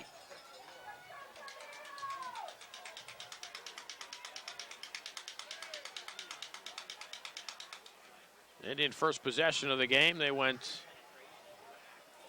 almost 6 minutes. 15 plays, 79 yards. And a penalty flag will come in, a clipping call.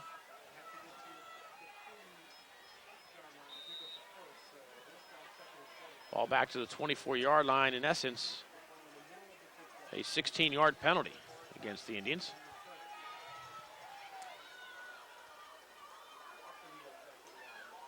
Fulton. Picked off by Pine Richland. Fulton was hit as he threw the ball, and Pine Richland's defensive lineman intercepts it at the 20-yard line. Oh, my.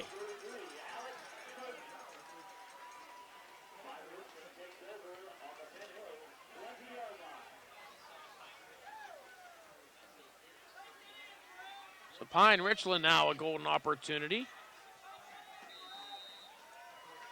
Best field position of the night for the Rams. They have it at the Indian 20. Look like Tom Baraxa.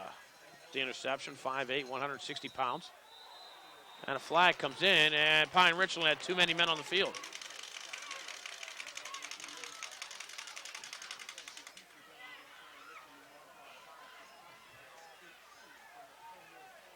So they get marched back to the 25 of the Indians. It'll be 1st and 15.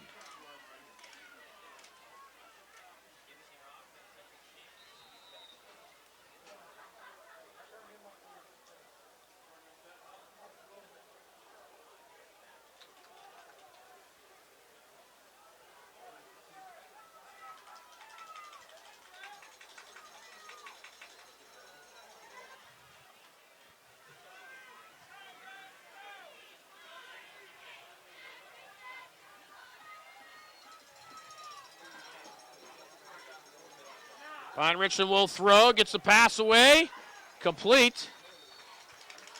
On the far side, Terrell Washington will make the tackle.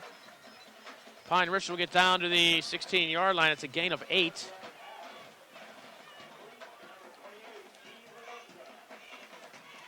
Steve Valenza doing a nice job of holding on to it. Eric Cordenbrock, the quarterback, almost had that one batted down.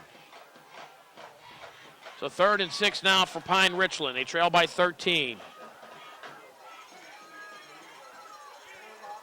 Cordenbrock will throw, looking, and he's going to be sacked. Kadeem Williams will drop him back at the 31-yard line. It's a 15-yard loss. Cordenbrock needed to get rid of that one.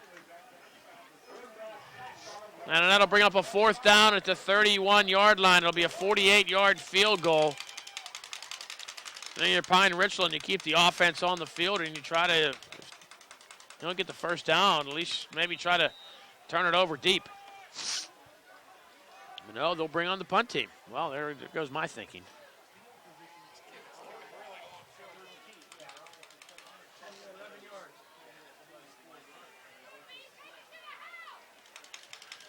So they line up as they appear like they're going to kick it. I don't know that they will. High snap. And they will kick it right into the end zone. And all they did was give up 11 yards on the play. Penn Hills will get it at the 20-yard line, right where this drive started for Pine Richland, right where they turned it over.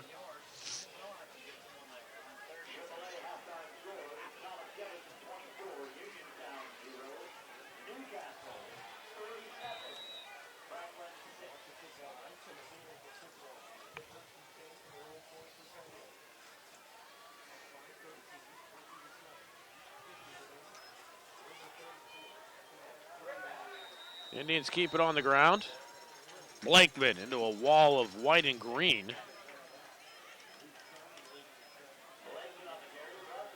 Now we'll give him a yard call. It's 2nd down and 9.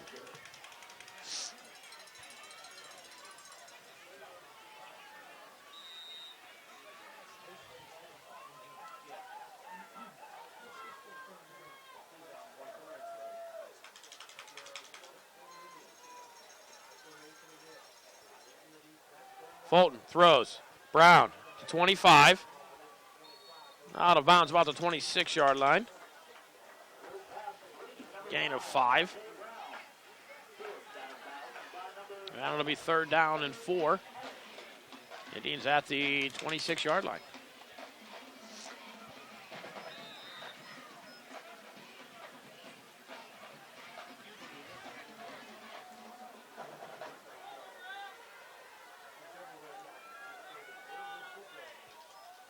Fulton this way. Eiffel at the 30-yard line has a first down. Eiffel spins ahead up to the 35. 9 yards on the reception for Eiffel. And a first down. And everyone can tell in the stands who his mother is.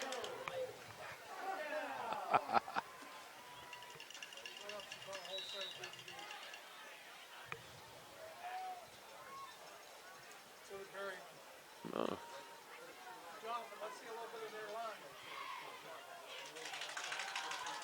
Fulton pumps, throws downfield towards Brown, and the pass too far. Flag comes in the secondary. They're going to call defensive holding against Pine Richland.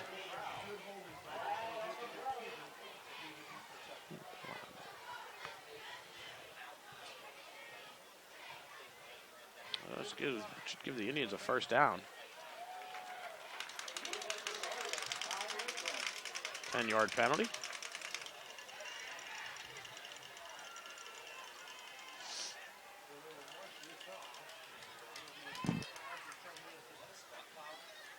Again, the Indians with an opportunity here to get points on the board, and the touchdown almost put this one away.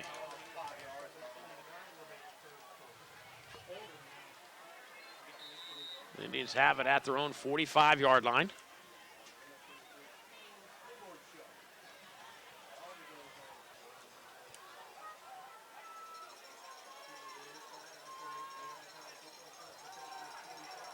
Brown. The defender fell, and Brown was able to get a cushion, and he'll get down to the Pine Richland 41-yard line. Mark him at the 40, 15 yards on the reception, and another first down. Dante Brown has been coming up big tonight. Only receiving, also rushing. 3 carries, 20 yards.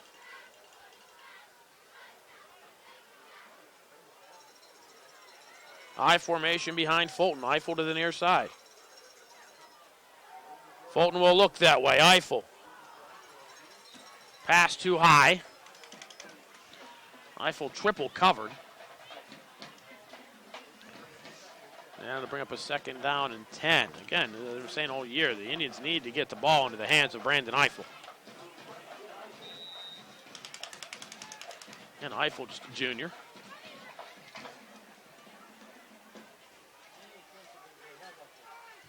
Which means we get to see him again next year.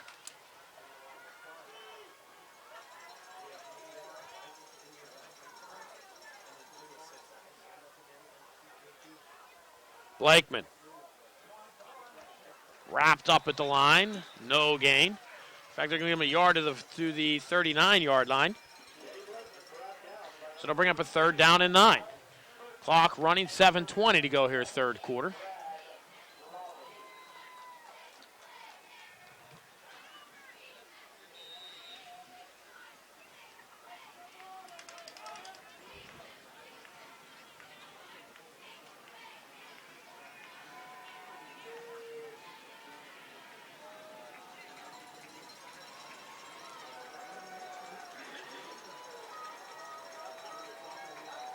Play action. Fulton rolls out, throws underneath, has a man. Walker, first down Indians. Up the sideline, 20, 10, 5. Touchdown, Penn Hills Indians.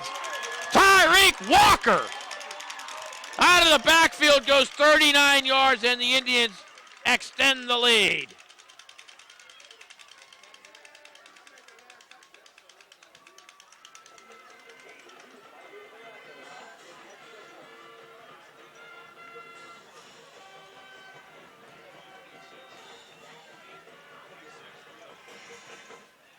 .39 yards on the touchdown reception. And Fracco gets the kick up and through. 6:47 to go. Third quarter, Penn Hills 27, Pine Richland 7. You are watching Indians football on Comcast.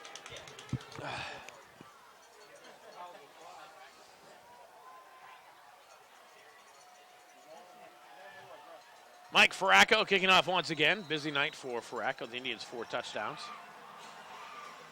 And Fracco will bounce this one in. Gets by the defenders. They will fall on it back at the 20-yard line. That's what happens when that funny-shaped ball starts a-bouncing. Steve Valenza falls on it for Pine Richland. They brought a nice crowd with them tonight.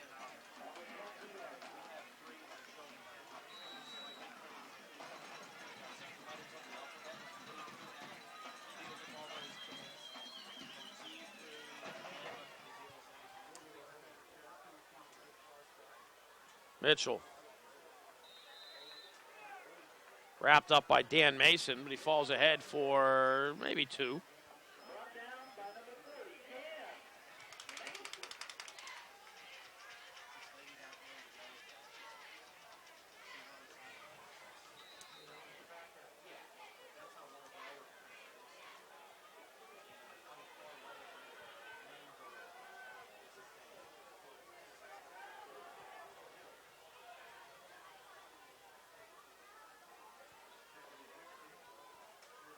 Pine Richland on the reverse. Boobin not fold. But Ian Hennessy out across the 25-yard line. He'll be short of the first down. Going to mark about the 27, 28-yard. Yeah, mark him 27. Called 5 yards, 3rd and 3.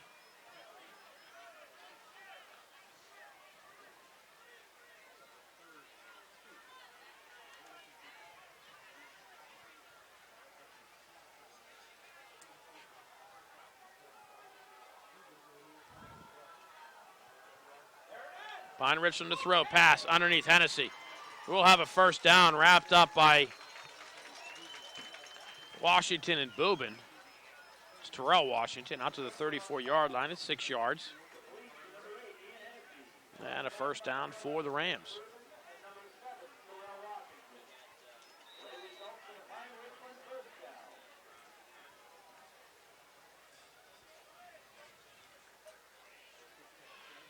This has been somewhat of a lethargic game. And the Indians are doing the thing out there.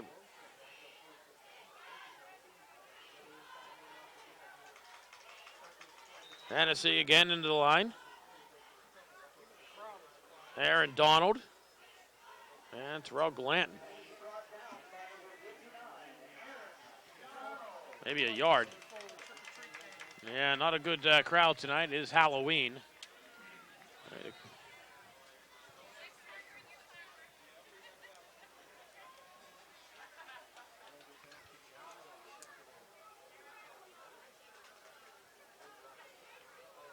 Gordon to throw. Hit as he throws, and the pass almost intercepted. Mason dropped it. That's going to tick him off. You know, I figured out what it is. The seat's down to our left.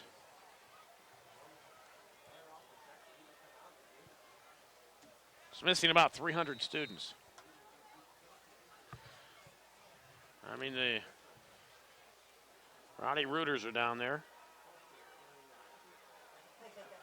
Faithful, but usually there's a lot more kids down there than that. That's where all the noise comes from. And Pine Richland calls timeout. 4:25 to go. Third quarter, Penn Hills 27, Pine Richland 7. You're watching Indians football on Comcast. Penn Hills' finest on the sideline. The lovely ladies of the Indian cheerleaders. Always great to have them.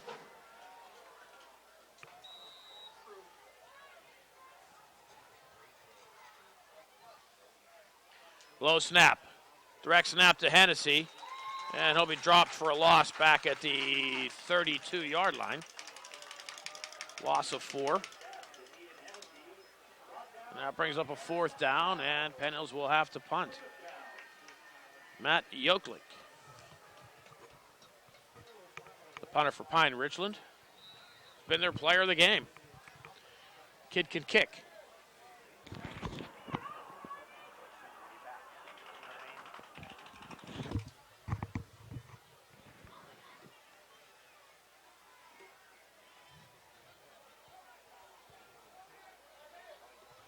Darby from the 34-yard line.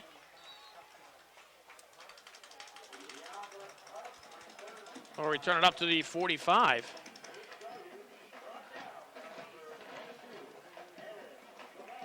And the Indians will have nice field position, close to midfield. At their own 45. Again, Pine Richland did a nice job of bringing their folks out tonight. You call that money green?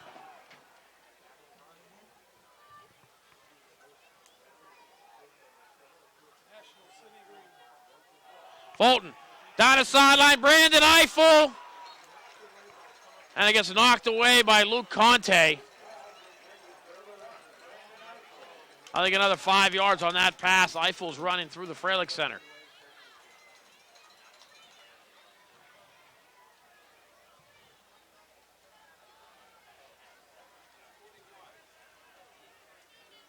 Now the Indians will have a second down and 10.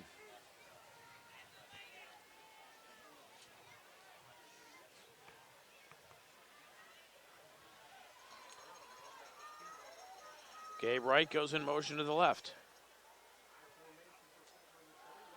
Fulton throws left into the hands of Dante Brown. Shake and bake across the 50. In Pine Richland territory to the 49-yard line. That's 6 yards for D. Brown. And the Indians looking at a 3rd and 4. T.J. Kubin, the tackle for Pine Richland. The Indians keep it prodding along.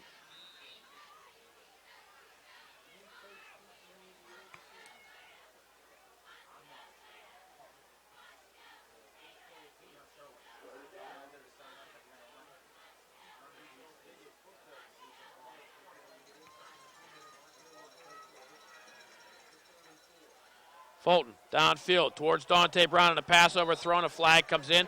Again, the Rams are going to be tagged with defensive holding.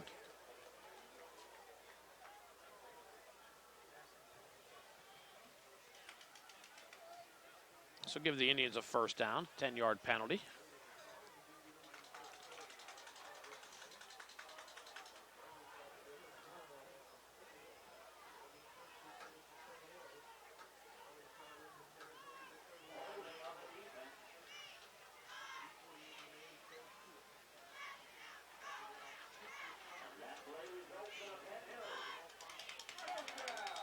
Ball moved down to the 39-yard line of Pine Richland. And the Indians use a timeout.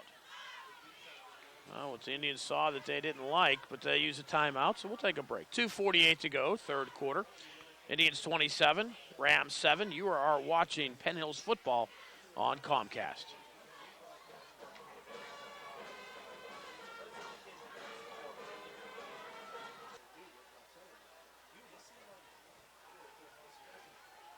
Following the timeout, the Indians with a 1st and 10 at the Pine Richland 39-yard line. Gabe Wright in motion this way. Stays in, blocks, throws this way to Eiffel. Eiffel breaks the tackle. Eiffel inside the 25, 15, 10, 5. Touchdown, Brandon Eiffel!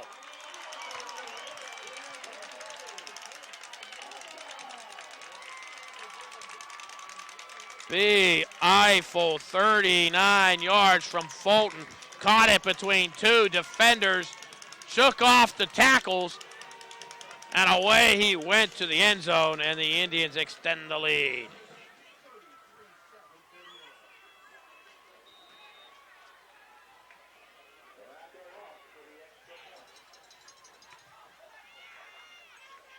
Faracco for the point after.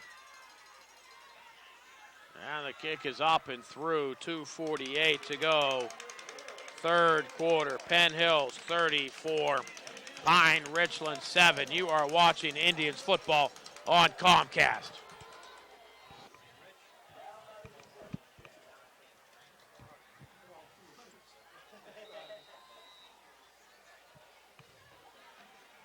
Faracco once again. This one high inside the 10-yard line. Picked up by Ryan Hunt of the Pine Richland Rams, and he gets off and running.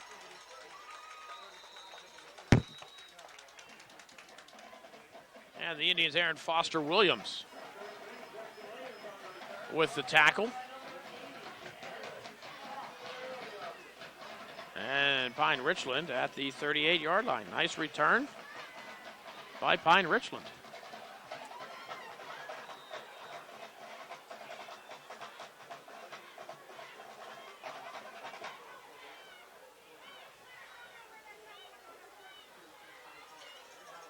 Pine Richland will throw. Running for his life. Cordenbrook throws this one away.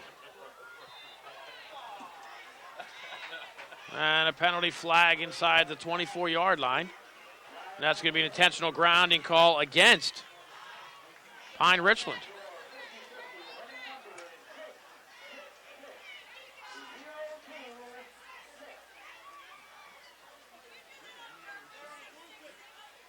A penalty flag at the 25-yard line. It's a loss of down and 5 yards from the spot of the foul. So the ball marked back at the 20-yard line, in essence, an 18-yard penalty.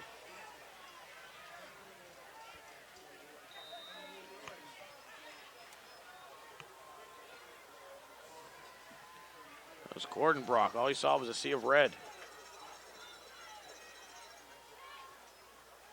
Cordenbrock swing pass this way. Hennessy wrapped up, brought down. Kadeem Williams at the 14-yard line.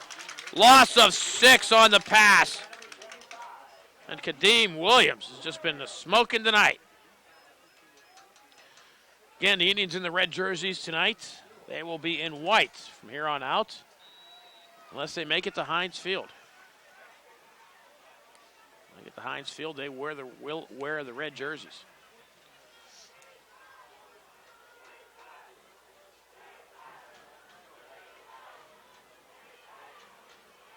Mitchell toss this way. Big hole across the 20 to the 24. 10 yards for Mitch Elliott. That'll bring up a 4th down for the Rams. Brandon Eiffel having a big second half with the tackle.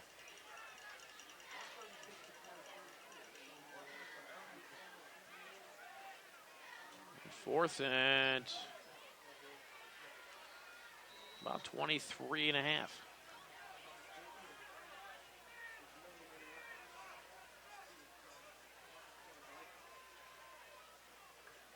High snap. Yokluk gets it down, gets the kick away, booms it end over end. From the 38-yard line, Darby looking for somewhere to go. A flag comes in way back at the 46-yard line. Darby got into Pine Richland territory to the 45. But a flag back at the 46-yard line.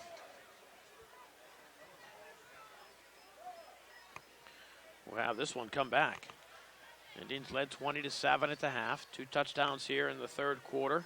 Tyreek Walker, a 39-yard pass from Fulton, and Eiffel, a 39-yard pass from Fulton.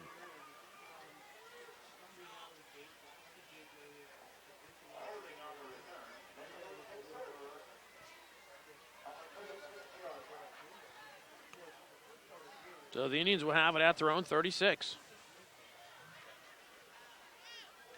And Indians moving on next week to face, presumably, North Hills as they take on Fox Chapel tonight. North Hills the number 4 seed, Indians the number 5.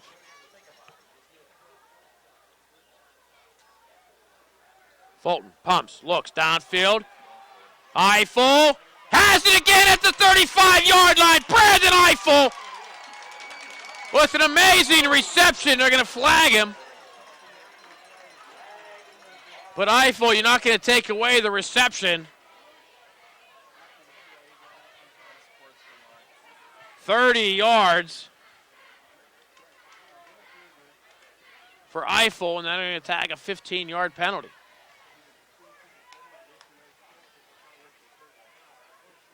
You know, you need to let the kids play the game. Eiffel come up and signaled first down, and the flags came flying.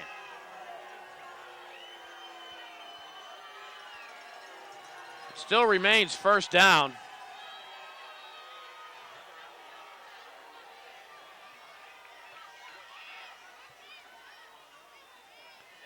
They'll mark it back to the 50-yard line.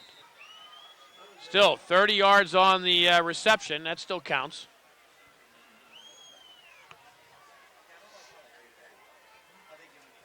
I think if the Indians, you go right back to Eiffel downfield. But Eiffel's on the sideline. Berryman's on the near side. And it'll be Darby with a hole. Darby across the 45 with a surge on the offensive line down to the 44-yard line. 6 yards for Chris Darby.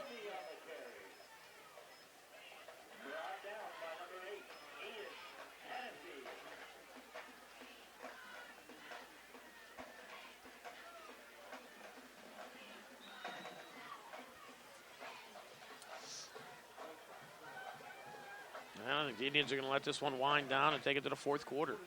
That's exactly what they're going to do.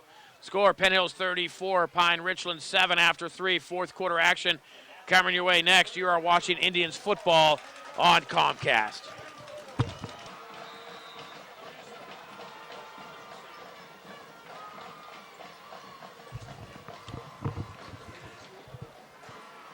Fourth quarter about to get underway. The Indians up 34-7. Berryman to the right, Dante Brown near side. Fulton looking towards Brown. Down the sideline. And Brown unable to cut back underneath to get it. And it brings up a 3rd down and 4. And Brandon Eiffel with a big second half, big third quarter, I should say. I see Teddy Blakeman on the far side of the field taking off the tape. So he'll be done. I have him 3 carries, 3 yards here in the second half. So T. Raw, I think unofficially, 18 for 71-ish. Kadeem Williams still on his feet. Kadeem Williams has a first down at the 36-yard line. 8 yards for Kadeem.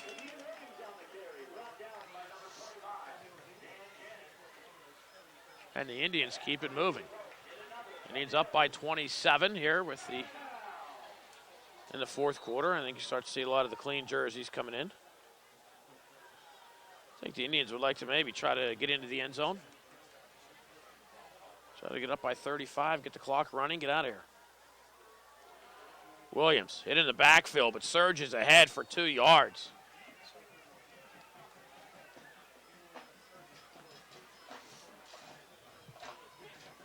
That'll be 2nd down and 8.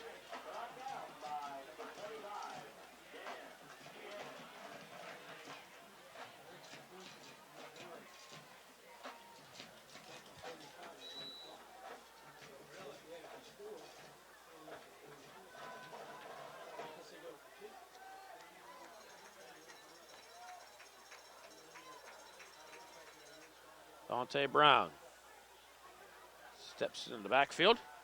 Fulton throws right. Berryman at the 30. Dives ahead. 1st down. Penn Hills. Out of bounds at the 25-yard line. That's 9 yards for Tyler Berryman, and that's a 1st down for the Indians. The question for the Indians here is if they get into the end zone, do they go for the 1 or the 2? The 1 would make it 41-7. The 2, 42-7, which gives them 35 points and then a running clock.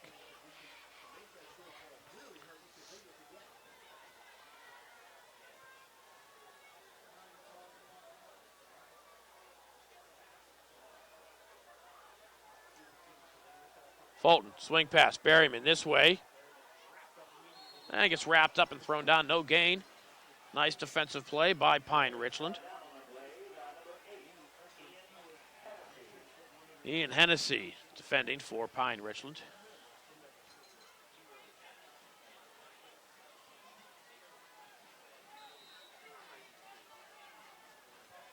And the clock will wind to 10:20 to go here, fourth quarter.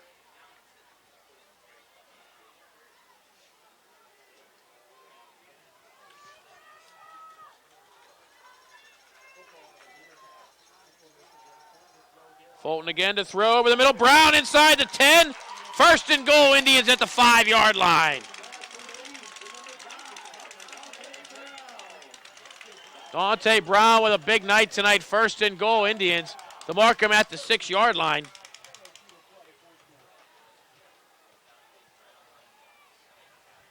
And the Indians make a wholesale change.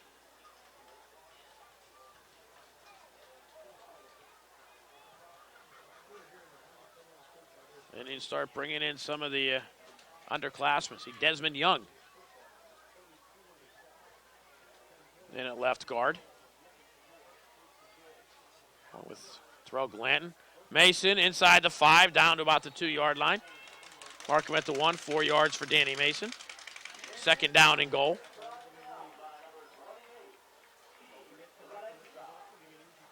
So Doug Foster in on the offensive line.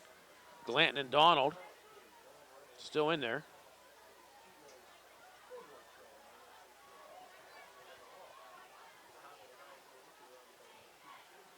And your center is Nick Bernardi.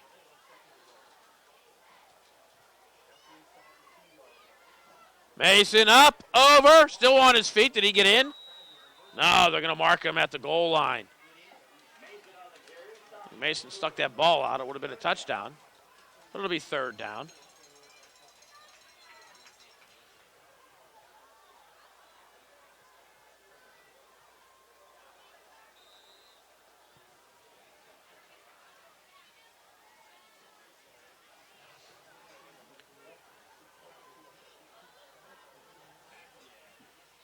So again, Desmond Young in on the left side of the Indian line, Foster on the right.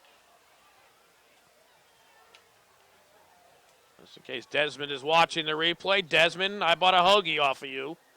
Ask your mother. And are they going to call Pine Richland or the Indians?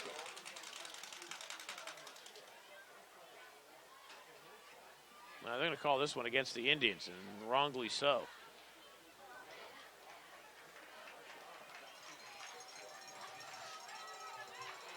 So it'll be 3rd down from the 6-yard line.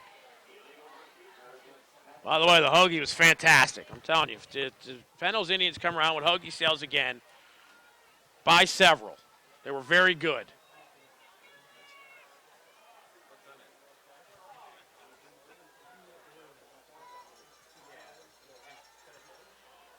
Brown into the end zone, incomplete. Brings up 4th down for the Indians, and they're going to send on Farraco for 3.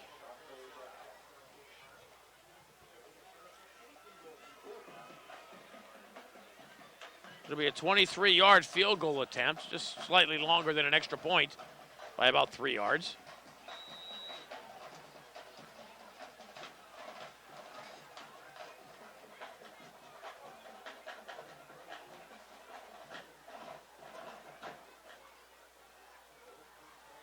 Kick is up, and it's good.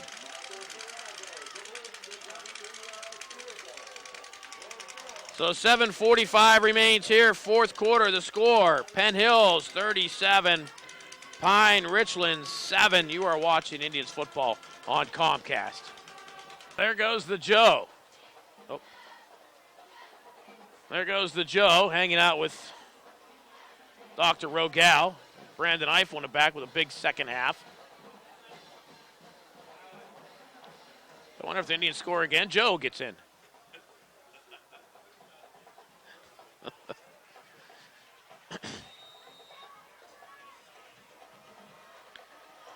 Fracco will squib it. Picked up at the 25-yard line by Hennessy. Breaks one tackle, comes to the near side, breaks another tackle. Finally, Kadeem Williams will force him out of bounds along with a couple of other Indians. It's Mike Airgood in on the tackle.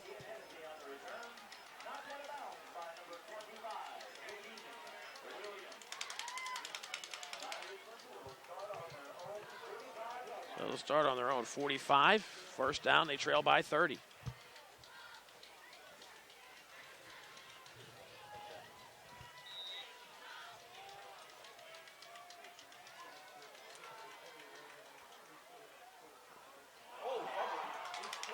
Picked up by the Indians. Eric Newsom. A pair of 4s on the exchange. Mitch Elliott fumbles. And the Indians take over on the Pine Richland 45. Coming with 7:29 to go here in the 4th quarter. The Indians have matched their 2nd highest point total of the night. They scored 30, of the season, I should say. Scored 37 against Kiski.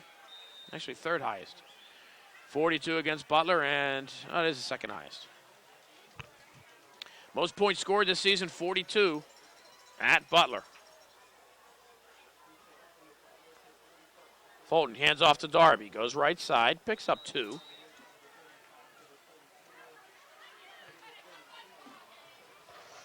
And I'll bring up a 2nd down and 8.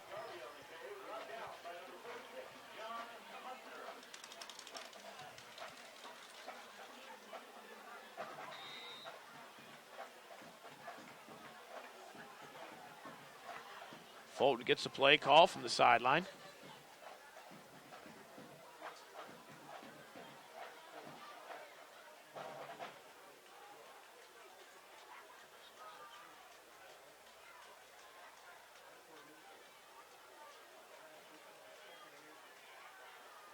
Darby smacked in the backfield. Big defensive play by Pine Richland's John Hunter.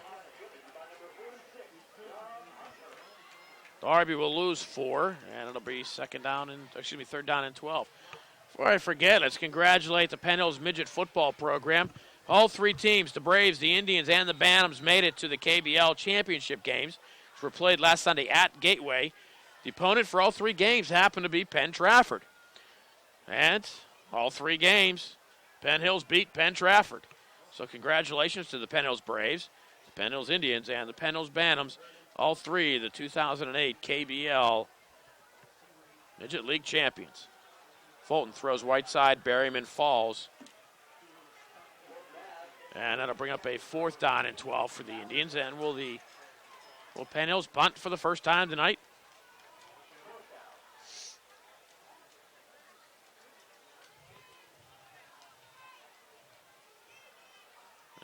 appears that is so.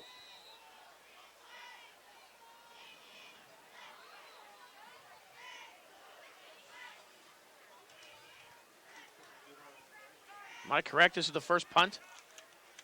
Yeah, it is.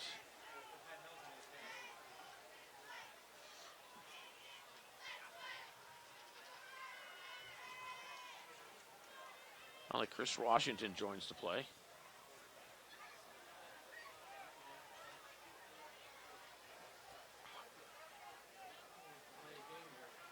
And the Indians are going to take a delay. I don't think intentionally taking the delay. I think just the punt team was like, whoa, we play tonight too?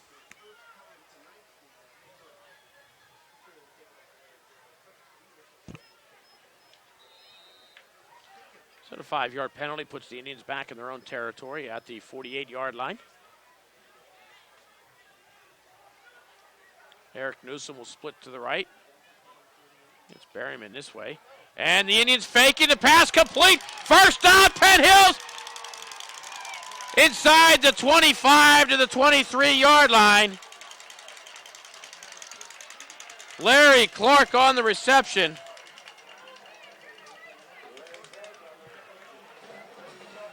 Down to the 20-yard line. That's 32 yards.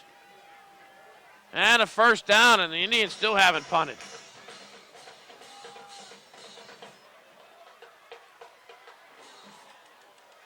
Beautiful throw by Fulton. Nice catch by one of the seniors of the week, Larry Clark. Factor marker at the 24-yard line. That's a 28-yard reception.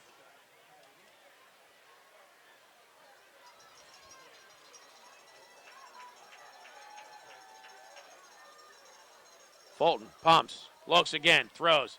And the pass, no, is it intercepted? No, it's dropped by Hennessy. They're saying he didn't have possession.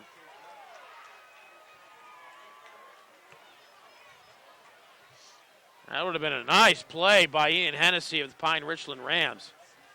But Dante Brown broke it up, and they said he didn't have possession long enough. He juggled it out of bounds.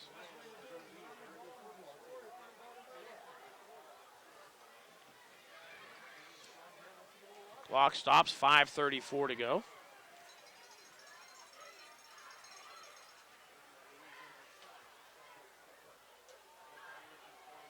Kadeem Williams down to the 20-yard line, picks up 4.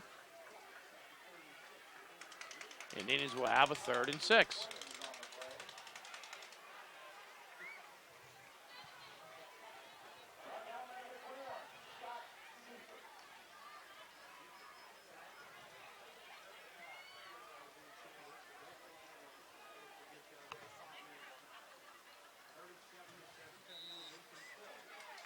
Clock will roll under 5 minutes. The Indians up 37-7.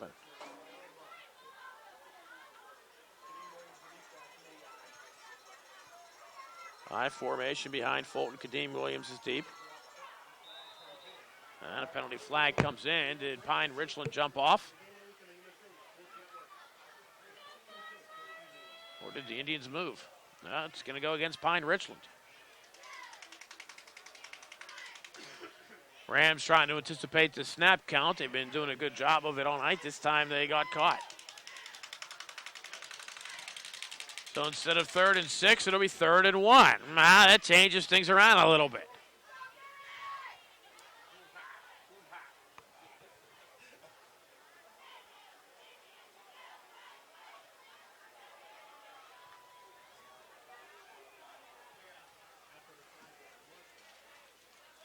Walker in front of Williams.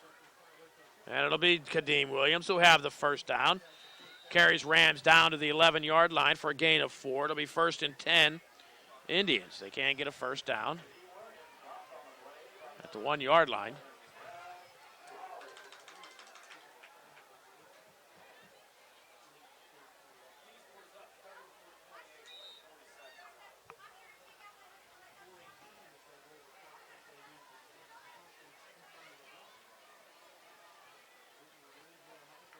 Clock is running, approaching 4 minutes to go. The Indians get into the end zone. The clock will run the rest of the way.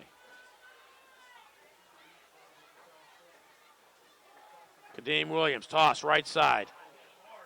Gets to the 10-yard line. We'll give him a yard.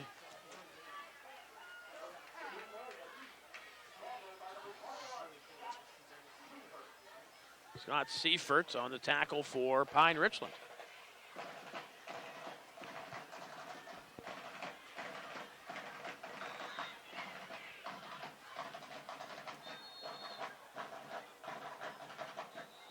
And Penn Hills will call timeout. So let's see if the Indians are trying. Ron Graham's going to go try to talk to the officials about something here.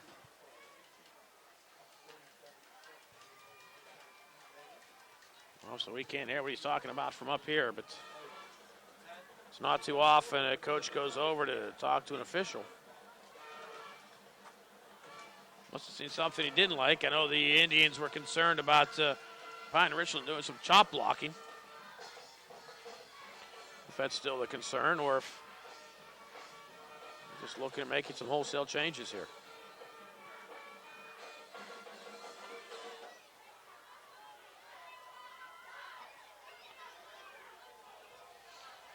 You know, Ron Graham is not one that really shows emotion. He's very stoical.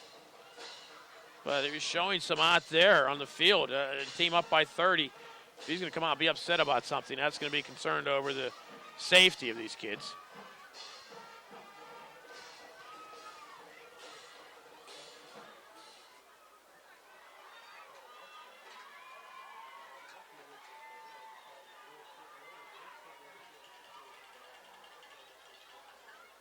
And the officials talking to the Pine Richland coach on the near side.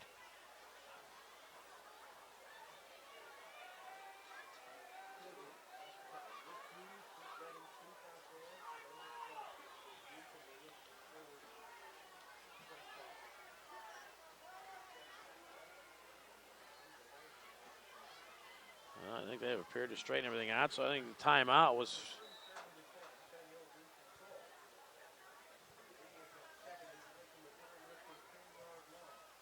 for Coach Graham to head on out there and talk to the officials.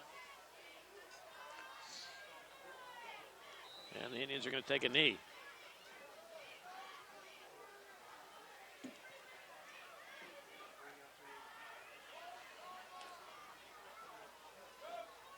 That'll bring up a third down.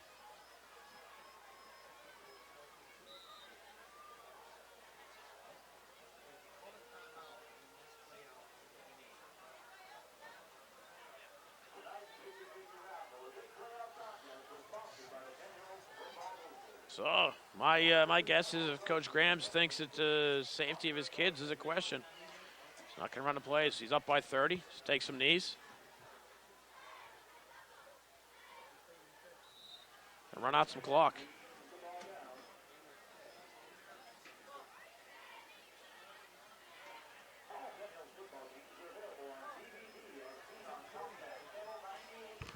Now it brings up a fourth down for the Indians, and no doubt what they're going to do here. They're going to take a knee. We'll let the clock roll down under 20 seconds. Excuse me, under close to 2 minutes. It's now under 2 minutes and 20 seconds.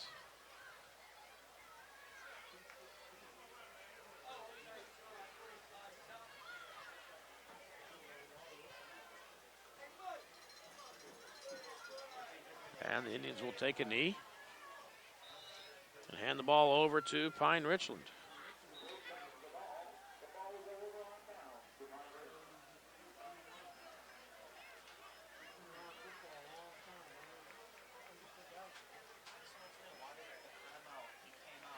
So let's just take the Indians defense will come on.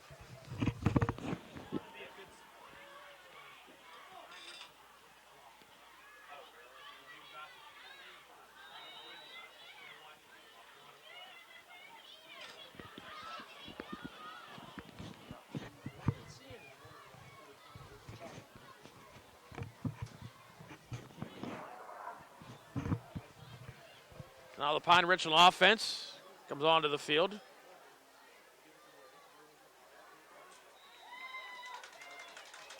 New quarterback in is Andy Morgan. And Ryan Hunn for no gain.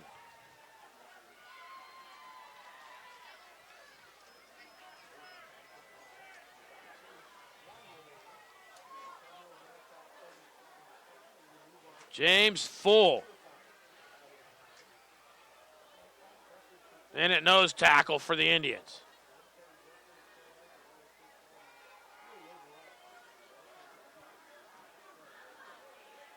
Pine Richland this way, up the sideline. Nice run by Hun. And coming up to make the tackle, the Indians' Wayne Bly.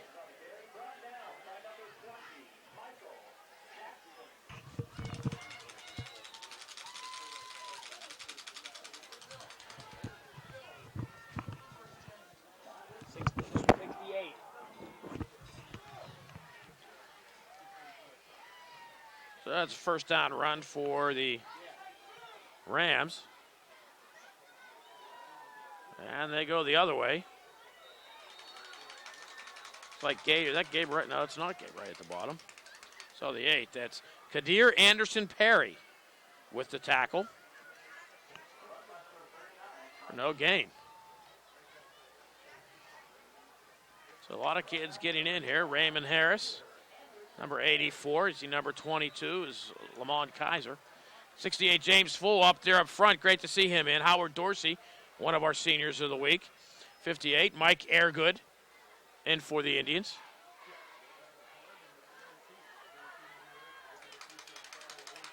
Airgood with the tackle. "13 seconds left. That should be the game. Great to see a lot of these kids getting some action in. Also, Javon Charles, Brandon Ames,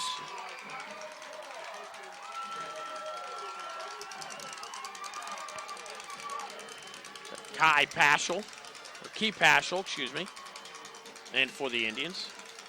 Brought him in so quickly at the end, it was hard to get a lot of them mentioned. But nice to see a lot of these kids getting some playing time here. So the clock winds down. Your final score, 37-7. The Indians went up 7-0 in the first quarter. Teddy Blakeman, 7-yard run. The Indians go 15 plays, 79 yards. Chew up almost 6 minutes. And they take the lead into the second quarter. But Pine Richland ties it on a 40-yard fumble return. And even though the offense wasn't doing anything for Pine Richland, they were in the game at 7. Indians answer with a 38-yard touchdown pass. Dante Brown from Tommy Fulton. Indians take the lead. Tyler Berryman with a 41-yard reception sets the Indians up inside the 5-yard line. Teddy Blakeman caps it off with a 1-yard run. The Indians up 20-7 at the half. And then the Indians turn it on in half number 2.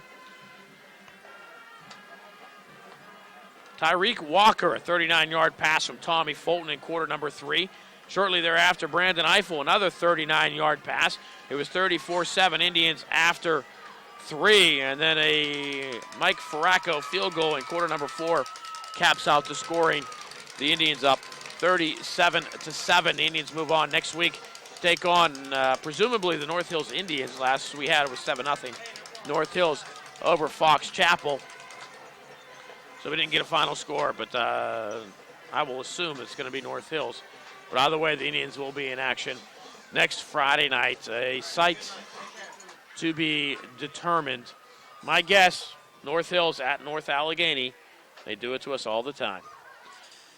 Once again, the final score here from Uhas McGinley Stadium. The Penn Hills Indians 37, the Pine Richland Rams 7. The Indians moving on to round 2 of the WPIAL Playoffs, and we will be there. Make sure you join us next Friday night. I'm Bill Navari. Thank you for watching Penn Hills Indians football here on Comcast.